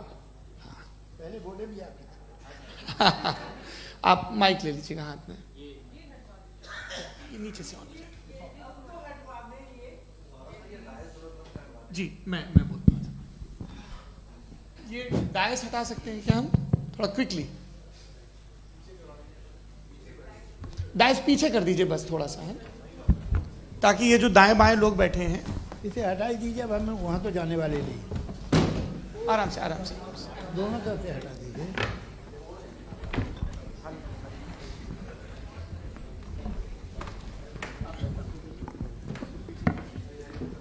इस बीच आप लोग भी अपने अपने सवाल तैयार कर लें। ये ध्यान रखेंगे कि मैं यहाँ से सवाल लूँगा, आप लोगों को अपना हाथ ऊपर करना है, अपना नाम बताना है, और अधिकतम 3 वाक्यों में अपना सवाल पूरा करना है। कई लोग सवाल की जगह भाषण देने लगते हैं, उससे आज बचना है। जी मुफ्ती साहब, पहला सवाल आपका, 16 मिनट हैं, हम दोनों लोगों के सवाल लेंगे। जी जी बहुत शुक्रिया। आपकी जो अभी बात हुई बहुत अहम थी, मैं इसको चाहूँगा कि आगे डिस्कस करूँ, लेकिन चूँकि अभी ये वो सेगमेंट है क्रॉस एग्जामिनेशन, तो सबसे पहला सवाल आपसे ये है कि जो मैं इतनी देर से कॉन्टिंजेंसी आर्ग्यूमेंट आपको बता रहा था, ये अकल से ही बता रहा था हजरत, आप ये बताएं कि आप इन्फिनिट रिग्रेस ऑफ कॉजेस को पॉसिबल मानते हैं या नेसेसरी बीइंग के एग्जिस्टेंस को सही समझते हैं? चूंकि 2 ही ऑप्शन हो सकता है, आप ये बताएं। देखिए, आपको मैं ईमानदारी से बात करूं, एक तो मैं कॉन्टिजेंसी वर्ड ठीक से समझता नहीं, और इस वक्त भी जो आपने अंग्रेजी के अल्फाज इस्तेमाल किए वो ज़रा थोड़े से मुझे डिफ़िकल्ट और कॉम्प्लिकेटेड लगे, तो आप ज़रा सिंपल ज़बान में सवाल कर सकते हैं? बिल्कुल कर सकता हूँ जी। यूनिवर्स की हर चीज कॉन्टिंजेंट होने का मतलब यह है कि वो अपने एग्जिस्टेंस में किसी के ऊपर डिपेंडेंट है। जो भी चीज डिपेंडेंट होगी वो चीज इंडिपेंडेंट नहीं हो सकती, तो उसका कोई ना कोई कॉज होगा। तो अब आप क्या समझते हैं कि ये इन्फिनिट रिग्रेस है, यानी कॉज पर कॉज, कॉज पर कॉज, कॉज पर कॉज, और कभी कोई यानी ये एंडलेसली चलता रहा? क्योंकि अगर ऐसा होगा तो हम तो एग्जिस्टेंस में आते ही नहीं। लॉजिकली ये मुत्तफक अलैह चीज है, मुत्तफक अलैह अग्रीड अपॉन। ओके, इस पे हमने एग्री किया था कि मुश्किल शब्द आएगा तो अर्थ बताना पड़ेगा। तो इन्फिनिट रिग्रेस तो पॉसिबल नहीं है, तो कहीं ना कहीं आपको रुकना पड़ेगा ऐसे नेसेसरी बीइंग पर। नहीं, कोई जरूरत नहीं रुकने की। किसने कहा आप रुकना पड़ेगा? आप रुकते हैं खुदा पे, आप नहीं रुकते। आप कहते हैं वो हमेशा से, जब उस वक्त से है जब वक्त नहीं था। आप कहाँ रुकते हैं कि अब हुआ था वो? आप नहीं कहते। हम क्यों नहीं मान सकते कि यूनिवर्स जो है और बल्कि मल्टीवर्सेस जो है वो हमेशा से हैं, वो बनती हैं, बिगड़ती हैं। एक हमारे यहाँ एक चीज़ है ब्लैक होल, वो समेट लेता है वापस, फिर ब्लास्ट होता है, फिर फैल जाता है। और इसमें हमारी तो खैर कोई औकात ही नहीं है इंसान की। एक छोटे से ज़र्रे पे हम 50-60 साल की उम्र रखते हैं, जो करोड़ों अरबों साल की कायनात है उसमें, और पैदा भी नहायत ही बेहुदा वजह से हुए थे। तो इसमें ये सोचना कि इसकी वजूहात और ये क्यों है, ये डिपेंडेंट है, ये हम देख रहे हैं, क्या मालूम। आप सोचिए कि ये जो फैल रही है कायनात, ये कहाँ फैल रही है, ये कहाँ जा रही है, और ये फैल क्यों रही है? अरे बना ली थी तुमने, रुको भैया, हाँ काफ़ी है। ये फैल क्यों रही है? ये और कौन सी कायनात जिसे मैं दूरबीन से देखता हूँ तो 2 बिलियन लाइट ईयर पे है, उससे मेरा कोई वास्ता ही नहीं है। 2 बिलियन ईयर यानी अगर मैं 80,000 माइल्स पर सेकेंड से चलूं तो 20 करोड़ साल में वहां पहुंच जाऊंगा। इसकी जरूरत क्या थी? ये दुनिया, ये कायनात तो इंसान अशरफुल मखलूक़ात के लिए बनाई गई ना। तो ये सब ये टर्म समझ में नहीं आया। इसमें कोई खास समझने वाली बात थी भी नहीं।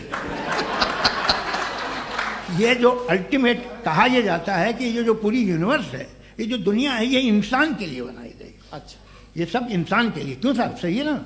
बिल्कुल, लेकिन इसका ये मतलब नहीं कि किसी चीज के पीछे रीजन आपको नहीं पता तो रीजन नहीं है, इसे कहते हैं नहीं, argument from limited perspective। मुझे नहीं पता, लेकिन मेरी जिम्मेदारी नहीं है। वो बिल्कुल सही कहा था उसने, बर्टन रसल ने। आपने उसे मजाक में टाल दिया कि भाई आप एक दावा कर रहे हैं, मैं क्यों कहूं कि ये गलत है दावा? आप प्रूफ कीजिए, मेरे पे जिम्मेदारी ही नहीं है, मैंने थोड़ी कहा है। आप प्रूफ कीजिए कि ये सही है। आप आर्ग्यूमेंट ऑफ कंटिजेंसी आप का जवाब कोई ही नहीं दे सवाल रहे हैं। पूछना चाहेंगे? है? आप सवाल पूछना चाहेंगे मुफ्ती साहब से? क्योंकि ये क्रॉस एग्जामिनेशन का दौर है। आप जैसे पहले बोल रहे थे फेथ को लेके कुछ। मैं ये पूछना चाहूँगा कि खुदा ने जो भी रेवोल्यूशन किए हैं, एक मज़हब के नहीं, बहुत से मज़हबों में किए हैं। अलग अलग रेवोल्यूशन है, कहीं कुछ एक बातें हैं, कॉन्ट्रडिक्शन भी है आपस में। कहीं कुछ आप कर सकते हैं, कहीं कुछ नहीं कर सकते। ऐसा नहीं है कि सबकी कोड ऑफ मॉरल एक है। तो ये किस्सा क्या है? अब आप ये देखिए कि मुझे कभी कभी लगता है कि ये जो फुटबॉल फाइनल होता है, लाखों लोग होते हैं, फिर वो टीवी कवर कर ली, करोड़ों लोग। अगर उसमें खुदा की एक भूमि आवाज़ आ जाती, मैं गॉड हूँ, तो सारे लोग अभी सुन लेते और टीवी पे भी सुन लेते, किस्सा खत्म होता। ये इतनी राजदारी क्या है कि तुम सामने कुछ तो सबूत दे दो हमें सॉलिड। ये कह साहब ये यूनिवर्स कैसे बनी, इससे मसला क्या हल होगा? मैं पूछूंगा आपसे खुदा कैसे बना? क्यों नहीं पूछूंगा कैसे बना? बल्कि वो तो कायनात से कहीं ज़्यादा इंटेलिजेंट है, कायनात से कहीं ज़्यादा कॉम्प्लेक्स। जी वो हमेशा से है। आप कहेंगे मैं मान लूँगा। अच्छा, दोयम वो कादिर मुतलक, यानी कादिर मुतलक का मतलब ओमनीपोटेंट, वो जो चाहे कर सकता है। आपको नौकरी दिलवा सकता है, आपकी अच्छी जगह शादी करवा सकता है, आपके पड़ोसी का मुकदमा हरवा सकता है, आपको जिता सकता है, सब काम करता है। थोड़ा सा माइक क्लोज जी। वो इस दुनिया को चला कैसे रहा है? ये दुनिया कैसे चल रही है? आपको इस पर हैरत नहीं होती? या क़यामत के बाद कभी एक जस्टिस होगा, जब ये बच्चा मर चुका होगा जिसकी धज्जियाँ उड़ गई बम से, इसको इंसाफ मिलेगा तब? अच्छा, अब जवाब दूं? हाँ दीजिए। मैं वही इसीलिए आप ही की तरफ आता। सबसे पहले आपने रेवलेशन और स्क्रिप्चर्स की बात की, इस पे मैं बात कर सकता हूं, लेकिन आज नहीं करूंगा चूंकि वक्त कम है। कभी और इस पे डिस्कस करेंगे, मैं तैयार हूं उस पे भी बात करने के लिए। ये अभी से राउंड 2 की भूमिका तय हो रही है। Does God exist round 2?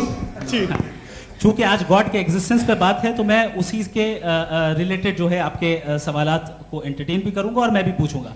आपने कहा कि आपने साबित ही नहीं किया, जबकि आर्ग्यूमेंट ऑफ कॉन्टिजेंसी बुनियादी आर्ग्यूमेंट है। आप मुझे कॉन्टिजेंसी का मतलब बताइए, आपका मतलब क्या? कॉन्टिजेंसी कॉन्टिजेंसी का मतलब यह हुआ कि हर वो वजूद जो किसी भी चीज का पाबंद है, हर वो वजूद या हर वो चीज जो अपने एग्जिस्टेंस में किसी भी चीज के पाबंद है और उससे बाउंड है, उसको उसकी जरूरत है, उस पर डिपेंड करती है, तो जाहिर सी बात है कि उसका कोई ना कोई कॉज होता है। ये तो अक्ल की बात है। ये आप रीजनिंग की बात करते हैं, मैं वही कर रहा हूं। दूसरी चीज आपने ये बात कही कि इतने बिलियन लाइट ईयर्स दूर है, उसका मेरा क्या लेना देना। फिर मेरे ख्याल से आपको ये नहीं कहना चाहिए I think therefore I am an atheist. आपको सोचना चाहिए, सिर्फ आप एक लिमिटेड दायरे में रहकर नहीं सोचें, बल्कि बाहर निकलकर सोचें। आपने तीसरा सवाल किया, आपने 2-3 सवाल एक साथ। ऐसी बातें ना कीजिए, कुछ लोगों को इतराज हो जाएगा आप पे कि आप कुछ भी सोचिए। ये इजाजत आपको है नहीं, मुझे है।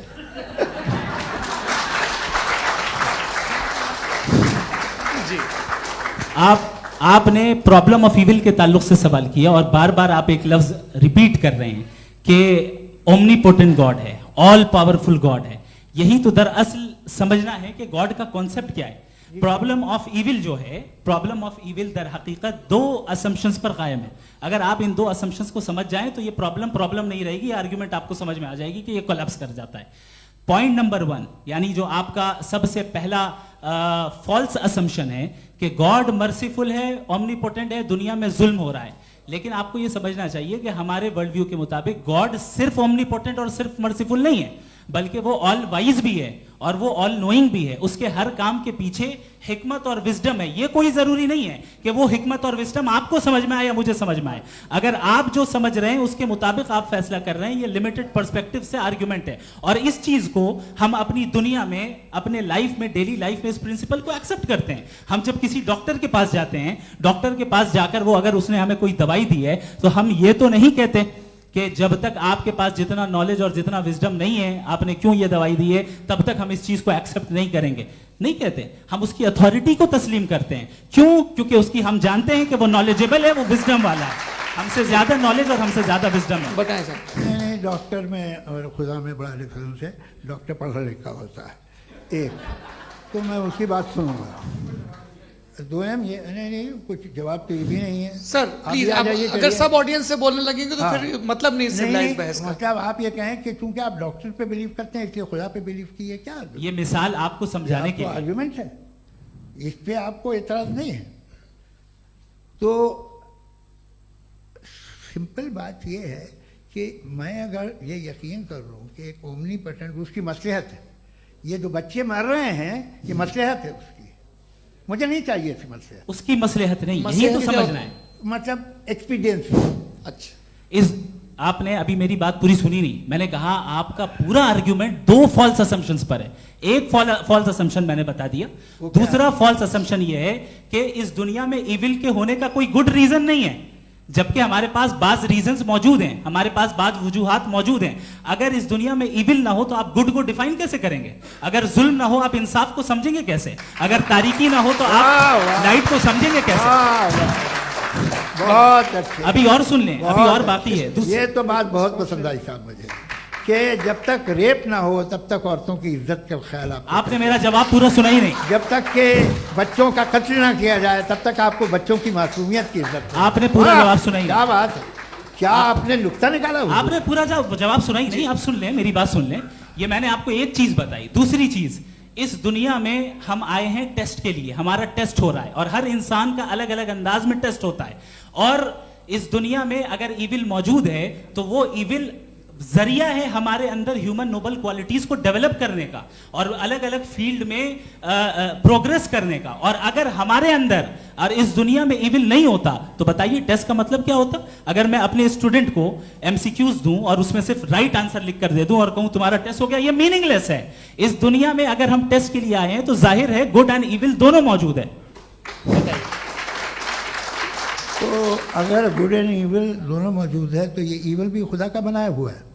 जी हाँ, खुदा का बनाया हुआ है। लेकिन अच्छा, चलो अच्छी बात। जी बिल्कुल, तो बिल्कुल खुदा ने बनाया। अभी तो ये है कि जो मेजॉरिटी है दुनिया में वो इविल है, तो ये खुदा एक्चुअली इविल के साइड पे लग रहा है मुझे। बिल्कुल भी मैं बताता हूं। मेजॉरिटी में तो वो है। क्या बात कर रहे हैं भाई आप? मैं बहुत कोई भी जो मुंसिफ होगा, चाहे आपका अपना घर हो जिसके आप सबसे बड़े हैं, चाहे आपकी ऑर्गेनाइजेशन हो जो आप चलाते हैं, वहां पर आप इविल रखेंगे साबित करने को कि बाकी लोग शरीफ हैं। मेरी बात सुन, क्या ये आर्ग्यूमेंट ही गलत है? अगर कि जब तक के कोई इविल नहीं होगा तब तक के शरीफ आदमी शरीफ नहीं लगेगा। अगर एग्जामिनर गलत ऑप्शन दे रहा है तो एग्जामिनर इविल नहीं हो गया, जो गलत ऑप्शन को सेलेक्ट कर रहा है वो फेल होगा। क्रिएटर ने इविल को बनाया है लेकिन वो इविल नहीं है। अच्छा सुनिए मेरी बात, लेट मी कंप्लीट सर। जी जी। क्रिएटर ने इविल को बनाया है टेस्ट के लिए, वो इविल नहीं है। इविल वो होगा जो उसे इख्तियार करेगा। छुरी को बनाने वाला गलत नहीं होता है, छुरी का गलत इस्तेमाल करने वाला गलत होता है। रेप को कैसे गलत इस्तेमाल करते हैं? रेप इंसान के फ्री विल का नतीजा है। ये रेप कैसे गलत इस्तेमाल होता है? ये मुझे अब सुन लें, अब सुन लें। गलत इस्तेमाल होता है। हाँ मैं बता रहा हूँ ना, कैसे गलत? मैं बता रहा हूँ कि जो इविल इस दुनिया में मौजूद है उसके कई सारे तरीके हैं। एक तरीका इंसान का अपना फ्री विल है। अब अगर कोई रेपिस्ट रेप कर रहा है तो इसका गॉड का कसूर नहीं है, वो अपने फ्री विल का गलत इस्तेमाल कर रहा है, उसको सजा मिलनी चाहिए। अच्छा, और उसी के लिए जहन्नम बनाई गई है। ये फ्री विल का भी बड़ा चक्कर। आप जब कोई बुरा काम करते हैं या कोई बुराई होती है तो ये कहा जाता है कि ये फ्री विल है। 7 billion free wills are moving on this planet. 7 billion free will. और एक आदमी अपनी फ्री विल से मुझे कत्ल कर दे तो मैं खुदा की मर्जी से मरा हूं कि इसकी फ्री विल की वजह से? मेरी मौत खुदा के हाथ है या ये फ्री विल वाले के हाथ? खुदा ने फ्री विल का निजाम बनाया है और उस निजाम का गलत इस्तेमाल करके कोई आपको मार रहा है, इस्तेमाल करके मेरा कत्ल कर देता है। अब मेरी मौत का जिम्मेदार कौन है? वो इंसान जिम्मेदार है वो इंसान। जी। तो ये कहना कि और उसको सजा मिलेगी। तो अब आप आगे चलिए कि ये तय करना कि अल्लाह ही या खुदा, सॉरी अल्लाह नहीं, खुदा ही जिंदगी देता है, खुदा ही मौत देता है, ये गलत है। बिल्कुल गलत नहीं है। हाँ, नहीं, निजाम उसी ने बनाया फ्री विल का, निजाम मौत और हयात का उसी ने बनाया। You are contradicting yourself. अभी आपने कहा कि एक आदमी ने फ्री विल से आपको मार दिया, इसमें उसे फ्री विल दी गई थी, उसने गलत इस्तेमाल किया। 7 billion free wills are moving on this planet, और आप चाह रहे हैं कि मैं सिर्फ खुदा का ध्यान करूं। ये 7 बिलियन फ्री विल्स को मुझे लुक आफ्टर करना पड़ेगा कि नहीं? ये तो तबाहियां कर रही हैं और तबाहियां ज्यादा हो रही हैं। बिल्कुल। तो अगर आप बताएं अगर खुदा नहीं है फॉर एग्जाम्पल, तो आप इविल को कैसे डिसाइड करेंगे? यानी how can you define evil objectively without God? देखिए, दुनिया में 2 तरह के जानवर हैं, एक जो अकेले रहते हैं जंगल में और एक जो ग्रुप्स में रहते हैं। ग्रुप में जो भी रहेगा, चाहे वो आपका फाउंडेशन हो, चाहे कोई क्लब हो, चाहे कोई पॉलिटिकल पार्टी हो, चाहे कोई यूनिट हो, उसमें आपको इंटरैक्ट करने के रूल बनाने पड़ेंगे। यानी लोग तय करेंगे। लोग तय करेंगे। अगर लोगों ने ये तय किया कि किसी का रेप करना सही, आप जस्टिफाई करेंगे? नहीं, आपका फाउंडेशन तो ये हो गया ना कि लोग ही विल डिसाइड करेंगे। नहीं, अरे दुनिया में ऐसे ग्रुप्स हैं जो रेप को जायज मानते हैं सर्टेन हालात में। मैं डिटेल में नहीं जानूंगा, आप भी जानते हैं। ये जो आईसिस वाले थे, इन्होंने क्या किया था, तो उन्होंने क्या किया उसका खुदा से कोई ताल्लुक नहीं है सर। मैंने सिंपल सवाल किया कि इविल को आप डिफाइन करते कैसे हैं? आइए वापस आइए जी।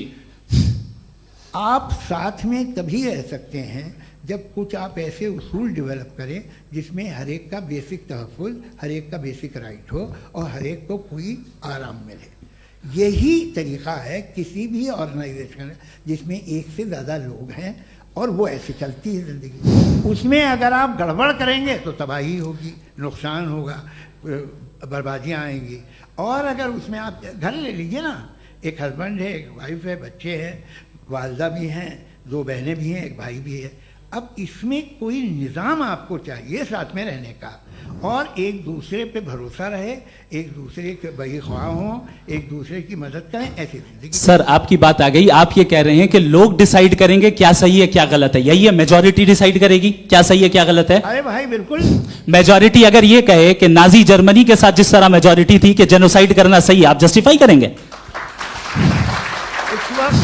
उस वक्त आपका ये सवाल सिर्फ उसके बाद क्लोजिंग। हाँ, उस वक्त प्लेनेट पे जो लोग थे, उनमें कितने लोग हिटलर को सही समझते? अच्छा, प्लेनेट की मेजॉरिटी तय करेगी सोसाइटी की नहीं। प्लेनेट की मेजॉरिटी गॉड के एग्जिस्टेंस को सही मानती है, आप क्यों नहीं मानते?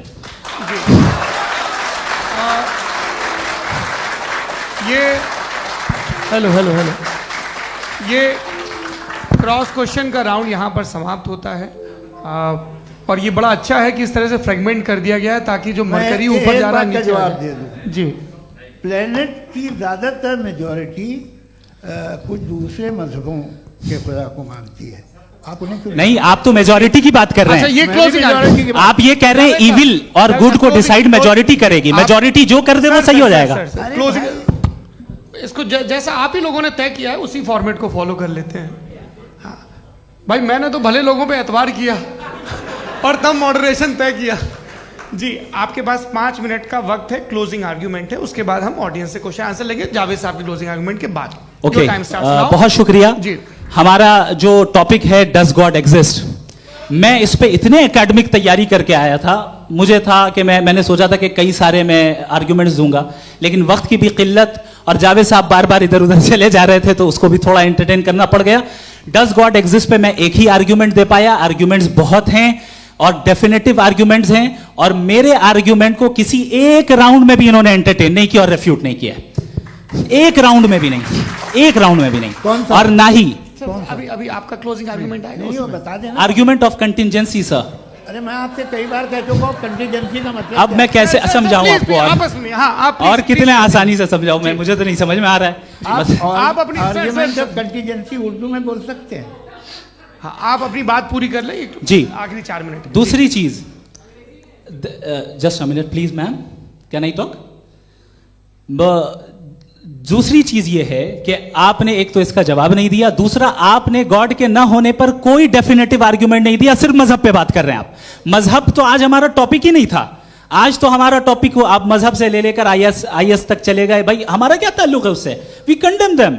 और उसका गॉड से क्या ताल्लुक है? अगर कोई गलत काम कर रहा है, किसी ने किसी को कत्ल किया, किसी ने किसी का रेप किया, उसको सजा मिलनी चाहिए। और आपके पास कोई भी rational strong foundation of morality नहीं है।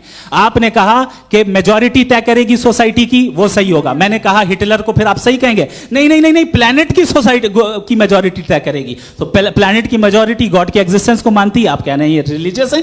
तो यानी आपके पास कोई स्ट्रॉन्ग फाउंडेशन नहीं है ऑब्जेक्टिव मोरालिटी का। ऑब्जेक्टिव मोरालिटी का अगर कोई फाउंडेशन है तो वो सिर्फ गॉड है, गॉड है, गॉड है। थैंक यू जी। ये मुफ्ती शमाइल नदवी साहब का क्लोजिंग आर्ग्यूमेंट था। अब हमारे पास जी ये बड़ा अच्छा है कि दोनों लोगों को मॉडरेटर से शिकायत भी और बोल रहे भाई हमारी शाबाशी भी तो करते चलो। अब मेरी बात जी, आपके पास जावेद अख्तर साहब 5 मिनट का वक्त है, ये आपका क्लोजिंग आर्ग्यूमेंट है, टाइम रीसेट कर दें जी। देखिए, बहुत सारी बातें हैं। गॉड का डेफिनेशन दुनिया के किसी भी रिलीजन में है कि वो ओमनीपोटेंट है, ओमनीप्रेजेंट है, he is just, he is kind, he loves you and so on. मैं जब दुनिया देखता हूँ तो मुझे कोई ऐसा सुप्रीम पावर यहाँ दिखाई नहीं देती है जो इंसान की बहबूदी के लिए कुछ कर रही हो, कमज़ोर को बचा रही हो, मदद कर रही हो, जालिम को पीछे हटा रही हो। मैं नहीं देखा, तारीख़ में नहीं। एक तो अगर है और ये देख रहा है तमाशा, तो उसका होना न होना बराबर है। दोयम ये कि ये जो है, जब आप ये कहते हैं कि कायनात जिसकी कंटिजेंसी ये है, मैं देखिए वो लफ्ज़ इस्तेमाल किया मैं, तो ये कैसे हो सकती है भाई? और फौरन आप सरेंडर कर देते हैं कि जाहिर है कि इसका बनाने वाला तो इससे 10,000 गुना था कॉम्प्लिकेटेड होगा। उस पर आपके होने पे कोई इतराज़ नहीं है। उसे वो टाइमलेस है, वो पहले से था, टाइम तो बहुत बाद में आया। ये सब आप मानने को तैयार है जिसका आपके पास कोई सबूत नहीं, आपके पास कोई रीज़न नहीं है। आपकी तारीख क्या है मजहब होगी? बिलीफ की, जो खुदाओं का बिलीफ है, ये कॉन्स्टेंटली गलत साबित होता रहा है। मतलब आप कहें कि अरिस्टोटल के ज़माने में तो सब जाहिल थे, वो भी इतने ही यकीन से खुदा पे यकीन रखते थे, जो अब नहीं रहा। ये भी नहीं रहेगा, आप लिख लीजिए। और इसके आसार आपको दुनिया में दिखाई देना शुरू हो चुके हैं। ये बहस क्या आज से 100 साल पहले इस तरह हो सकती थी? यहाँ तक तो आपको हम ले आए हैं। तो सर अरे इनको मदद की ज़रूरत नहीं भाई, ये सेल्फ सफिशिएंट आदमी है, आप क्यों इनकी मदद कर रहे हैं? Sir please.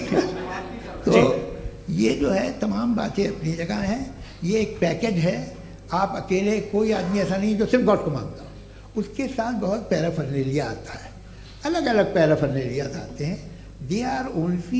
They have always created chaos in the society. मैं तो आपको सीधा ऑफर देता हूँ कि दुनिया में 10 इम्पॉर्टेंट बिलीव्स हैं। आप एक मानते हैं, 9 नहीं मानते, 9 में आप एथियस्ट हैं, 9 को आप बिल्कुल रीजनेबली मेरी तरह देखते हैं। तो 90 मजहबी आदमी भी 90% एथियस्ट है, वो दूसरे खुदा नहीं मानता, एक खुदा मानता है अपना वाला, बाकियों को कहता है गलत है। अगर आप मानना ही बंद कर दें तो आपका 10% चांस है कि आप सही हैं और 90% चांस है कि आप गलत हैं। मेरा मशवरा है, आप मानना छोड़ दिए तो 50% चांस होगा कि आप सही हैं और 50% चांस होगा, 40% आप गेन करेंगे by becoming an atheist.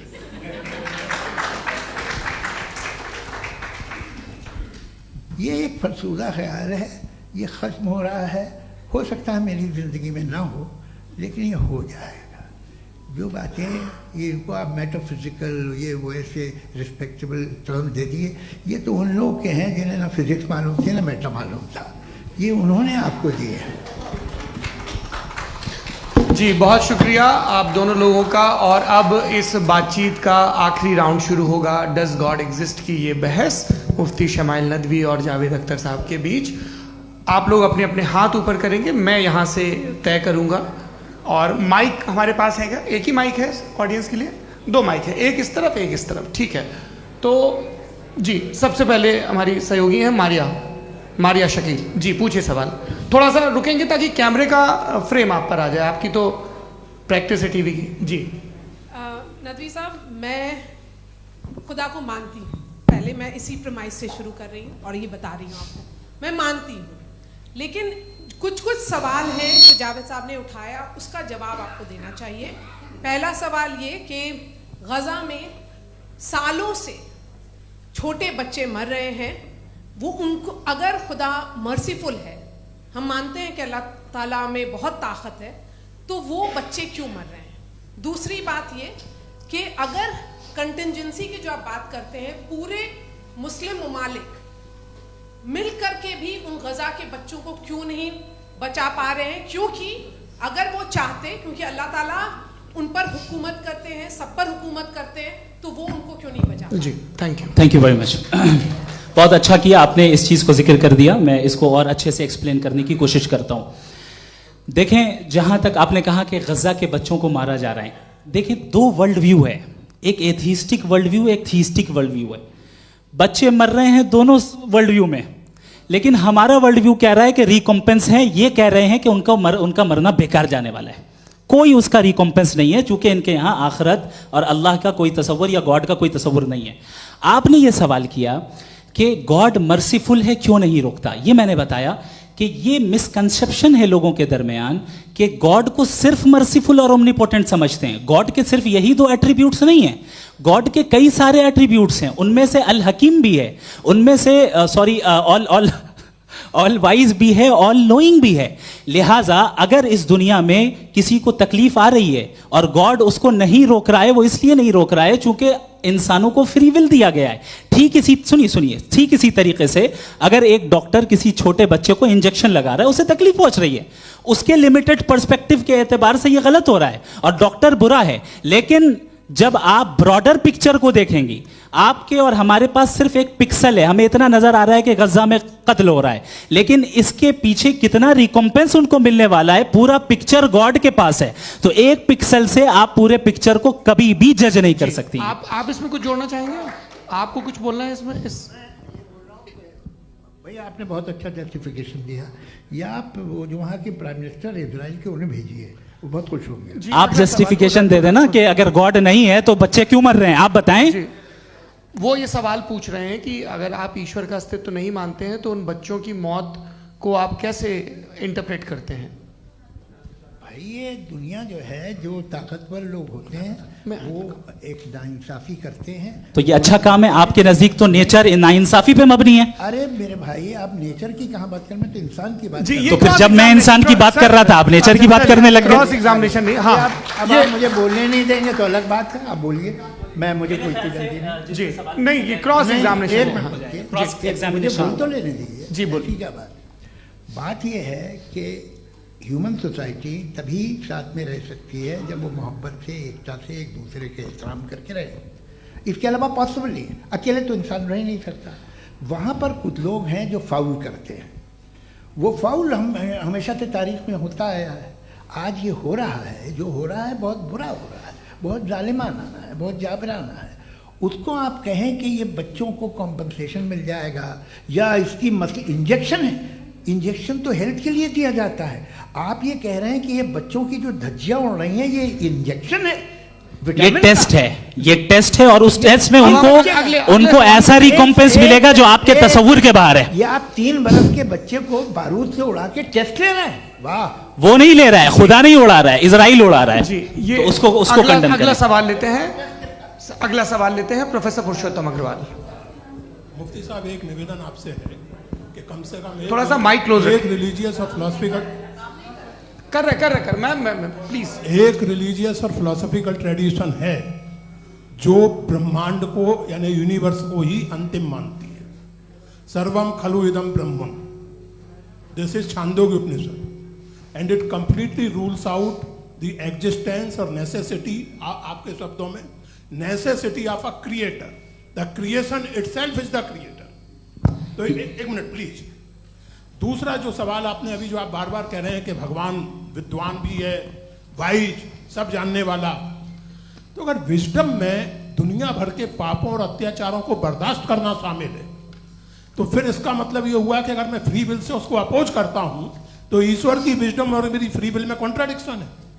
Because when I am opposing whatever is happening in Gaza, then I am opposing the God's will और गॉड्स विजडम। जवाब लेते हैं क्योंकि तो गॉड की विजडम में, एक मिनट सर प्लीज सर, ये एक जुमला, गॉड की विजडम है कि गाजा में जो कुछ हो रहा है वो हो रहा है, मैं उसका अपोज कर रहा हूं, तो मैं गॉड की विजडम के खिलाफ जा रहा हूं। एक सवाल।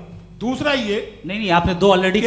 सर आप और सवाल कर लें, लेकिन मुझे दो जवाब दे। सर, पहले आपने ये कहा, सुनिए मेरी बात सुनिए। भाई इजराइल के गॉड के मुताबिक तुम्हारा ठीक हो रहा है ना? नहीं हो रहा है, ठीक नहीं हो रहा है। मैं बता रहा हूँ क्या हो रहा है, आप तशरीफ रखिए, मैं बता रहा हूँ क्या हो रहा है। Let me complete please. एक सेकंड गाइस, एक सेकंड। ये देखिए, ऐसा है कि ये सब बड़ा आपस में विचार विमर्श के बाद ये तय हुआ था कि कुछ नियम बना लिए जाएं ताकि एक टाइम बाउंड बातचीत चले। और भाई साहब, आप बड़ा जरूरी काम कर रहे हैं, लेकिन कैमरे के फ्रेम में आके उस काम को गड़बड़ कर दे रहे हैं। ठीक है गुरु, अब मेरे को कहीं का गुस्सा कहीं निकालना था, सॉरी। नहीं, कोई गुस्सा नहीं है जी। तो प्रोफेसर ने सवाल पूछे, आप उनके जवाब दें, और थोड़ा ये सब लोग थोड़ा ख्याल रखें भाई, सवाल संक्षिप्त रखें जी। आपने दो सवाल किया। सबसे पहला ये कहा कि हमारे पास ये कॉन्सेप्ट है कि ये यूनिवर्स खुद नेसेसरी बीइंग है, creation itself is the creator. How irrational is this कि मैं एग्जिस्ट करूंगा बाद में, लेकिन अभी एग्जिस्ट कर भी रहा हूं, यानी एक ही टाइम में एग्जिस्ट भी कर रहे हैं, नहीं भी कर रहे हैं। This is not true. दूसरी चीज, आपने कहा कि अगर इजराइल में, सॉरी माफ कीजिएगा, Israel doesn't exist, occupied Palestine में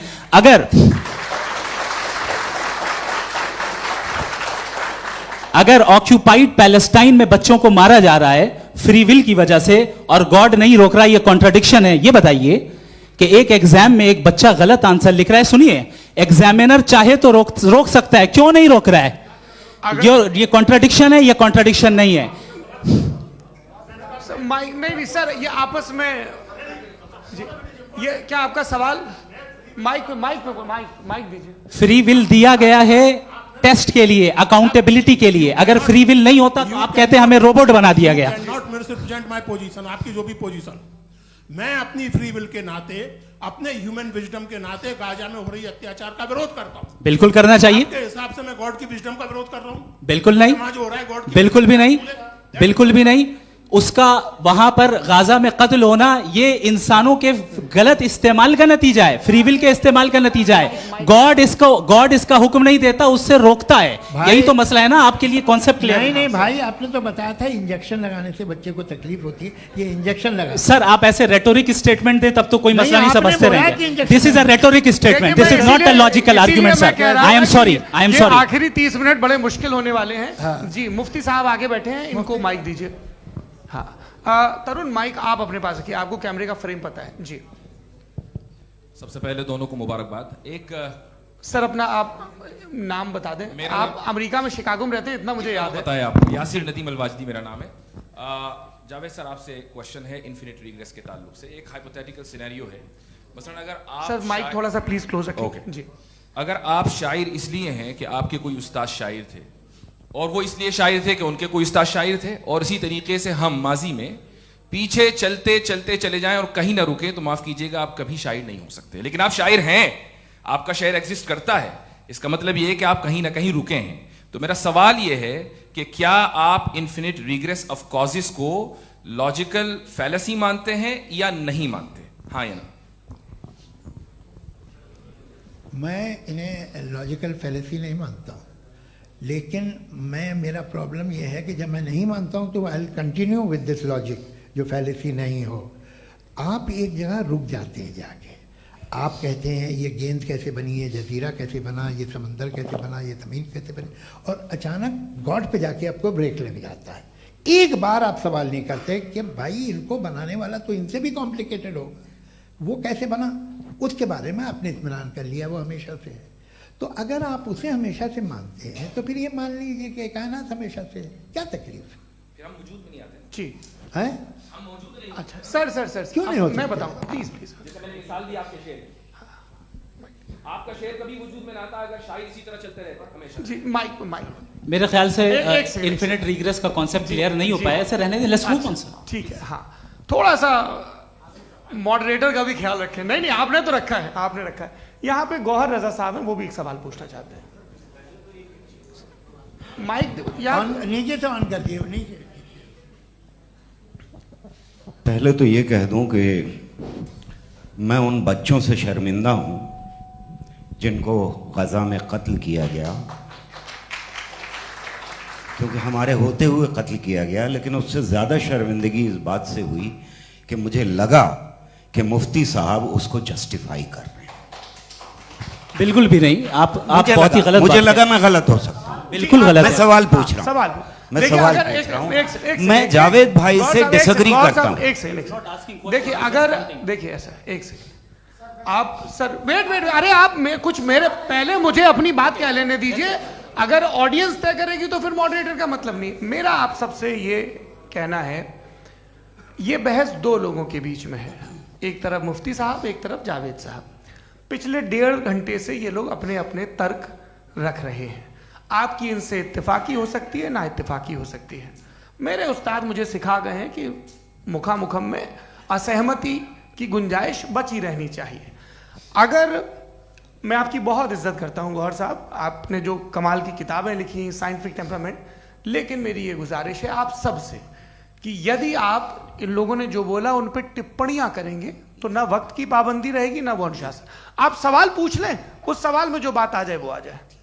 मैं जावेद साहब से डिसएग्री करता हूं, इसलिए जावेद साहब से सवाल पूछ रहा हूं। आपका सवाल जावेद अख्तर साहब से। और सवाल यह है मेरा कि जावेद साहब ने कई बार लॉजिक का इस्तेमाल किया कि साइंस में लॉजिक है और रिलीजन में लॉजिक नहीं है। मेरा ख्याल यह है कि रिलीजन में भी लॉजिक है, लेकिन उस लॉजिक की बेसिस ये है कि आप रुक जाते हैं, जिसका जिक्र जावेद साहब ने बार बार किया, यानी खुदा के तसव्वुर पे आते हुए, गॉड के तसव्वुर पे आते हुए रुक जाते हैं। और इसमें सवाल पूछना मतलब फॉरबिडन होता है। सवाल यह है कि क्या जावेद साहब इससे एग्री करते हैं कि साइंस की लॉजिक अलग है और रिलीजन की लॉजिक अलग है? बताइए सर। देखिए, 3 चीज़ें हैं। साइंस है, एक है मंतिक है, इस्तिदलाल है, और एक जो है कुछ भी नहीं है, फेथ है, अकीदा है। मैं अकीदे की लॉजिक का कायल नहीं हूँ। मुझे आप इस्तिदलाल से, लॉजिक से, रीज़न से समझाइए, मैं मानने को तैयार हूँ, मेरा क्या नुकसान होगा। लेकिन ये कि अकीदे पे मैं नहीं जा सकता हूँ। अकीदे का मतलब है कि तुम ये मान लो, सवाल ना करो, ये नहीं। आप सारी बातें करके, बड़ी साइंटिफिक बातें करके एक जगह जाके खुदा के हुदूद पे रुक जाते हैं, सरेंडर कर देते हैं। मैं सरेंडर करने को तैयार नहीं। दैट्स ऑल जी।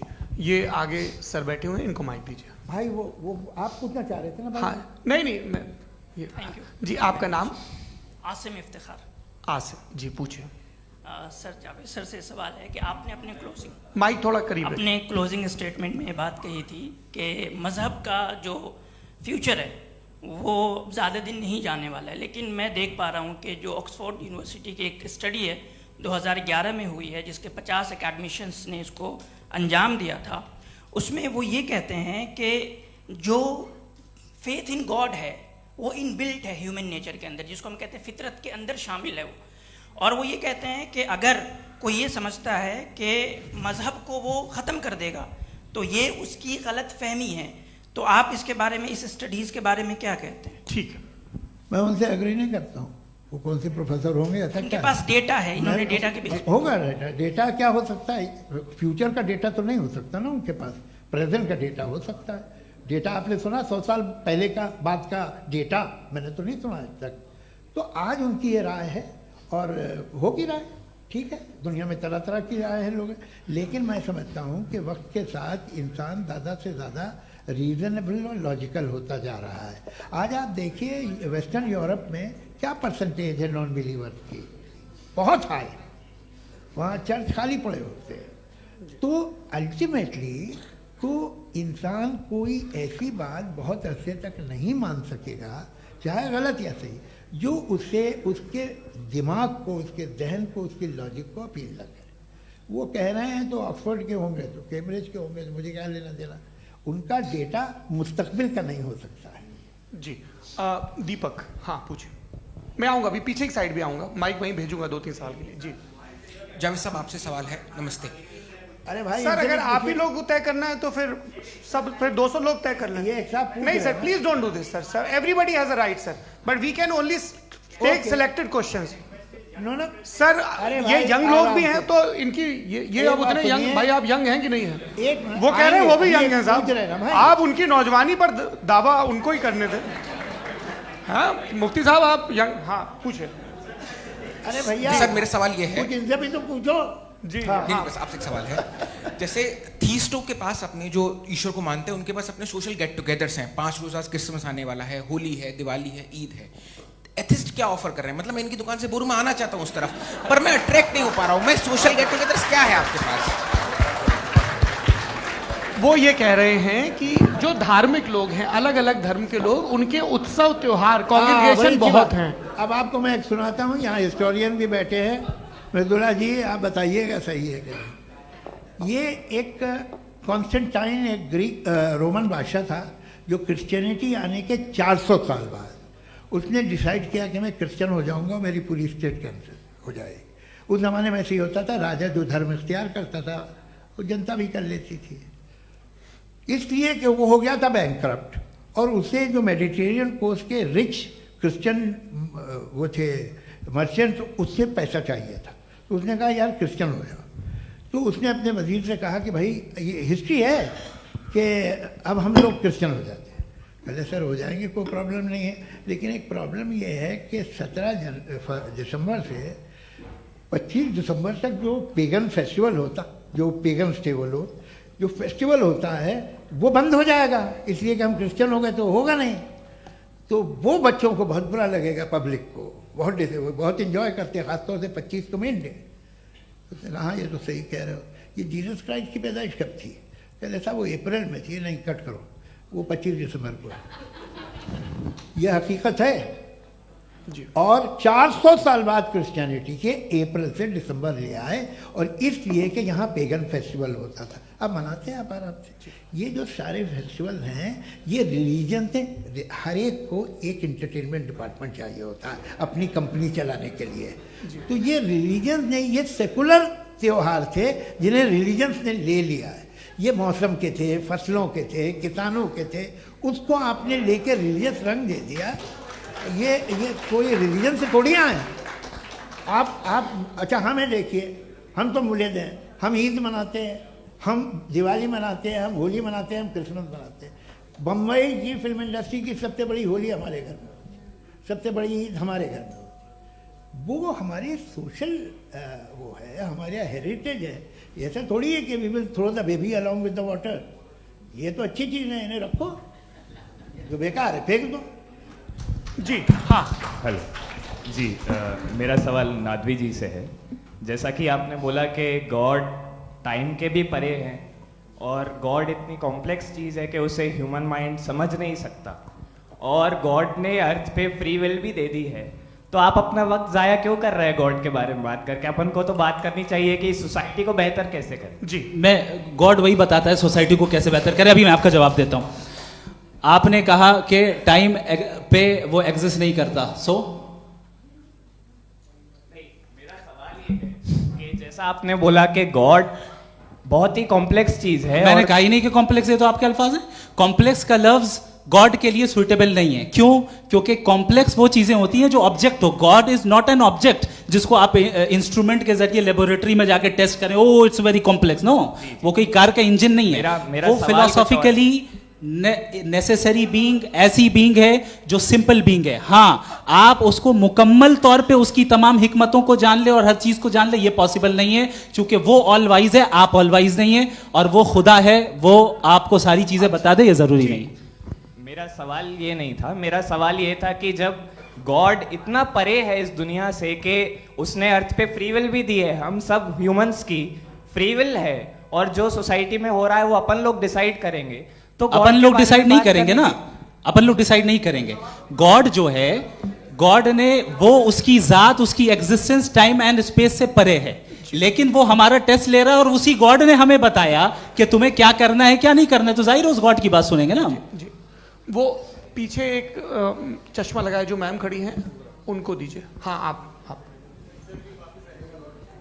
जी जी बिल्कुल आएंगे। देखिए मैं कोशिश कर रहा हूँ सब तरफ जाने की। हाँ उनको दीजिए माइक जी। हेलो सर, मैं ओमनी प्रेजेंट नहीं हूँ, टाइम पाबंद हूँ और जहां तक कोशिश कर सकता हूँ करूंगा। जी अपना नाम बताइए। मेरा नाम उर्सुला है, मैं दिल्ली यूनिवर्सिटी की एक स्टूडेंट हूँ और मैं स्टूडेंट फेडरेशन ऑफ इंडिया से हूँ। मेरा सवाल मुफ्ती जी से है कि इस हॉल के इस कमरे में बैठ के हम लोग रेप की मोरालिटी के बारे में फिलोसफिकली बात तो कर सकते हैं, बट असलियत ये है कि रोजमर्रा की जिंदगी में औरतें रेप के थ्रू गुजरती हैं और हम लोग सिर्फ नंबर्स पे इस तरह नहीं देख सकते, क्योंकि कितनी औरतें हैं इन कंट्रीज में जहां पे आप बता रहे हैं कि केसेस कम हैं, जिनका एक्सेस है कि वो जाके केस फाइल कर सकें। कितनी औरतें हैं जो जिनको काम करने की आज़ादी है उन कंट्रीज में। यूरोप में ये आज़ादी आ गई, यूरोप में ये रूल्स आ गए, तो हम आज उसके बारे में बात कर पा रहे हैं। जी जवाब। आपने ये कहा कि कमरे में बंद होकर हम लोग इस पर फिलोसफिकली बात कर सकते हैं, लेकिन हकीकत में क्या हो रहा है, वो ग्राउंड लेवल पे क्या हो रहा है जो बहुत गलत हो रहा है और वो सफ़र कर रही हैं। आई अग्री, बहुत गलत हो रहा है और जो गलत हो रहा है उसको हमें रोकना है। और क्यों रोकना है, वो गलत क्यों है, हमारे पास इसका ऑब्जेक्टिव फाउंडेशन है, इनके पास उसका ऑब्जेक्टिव फाउंडेशन नहीं है। मैं ये कहना चाह रहा हूं कि जहां पे भी जुल्म हो रहा है, जहां पे भी औरत पे जुल्म हो रहा है या उसकी इज्जत लूटी जा रही है या उसे तकलीफ पहुंचाई जा रही है, और सिर्फ औरत नहीं किसी इंसान के ऊपर भी जुल्म हो रहा है, तो उसके खिलाफ खड़ा होना, ये मॉरलिटी हमारे पास गॉड के पास से आई है। वरना जावेद साहब तो कह रहे हैं कि जो है मेजॉरिटी डिसाइड करेगी, तो मेजॉरिटी तो कभी भी बदल सकती है।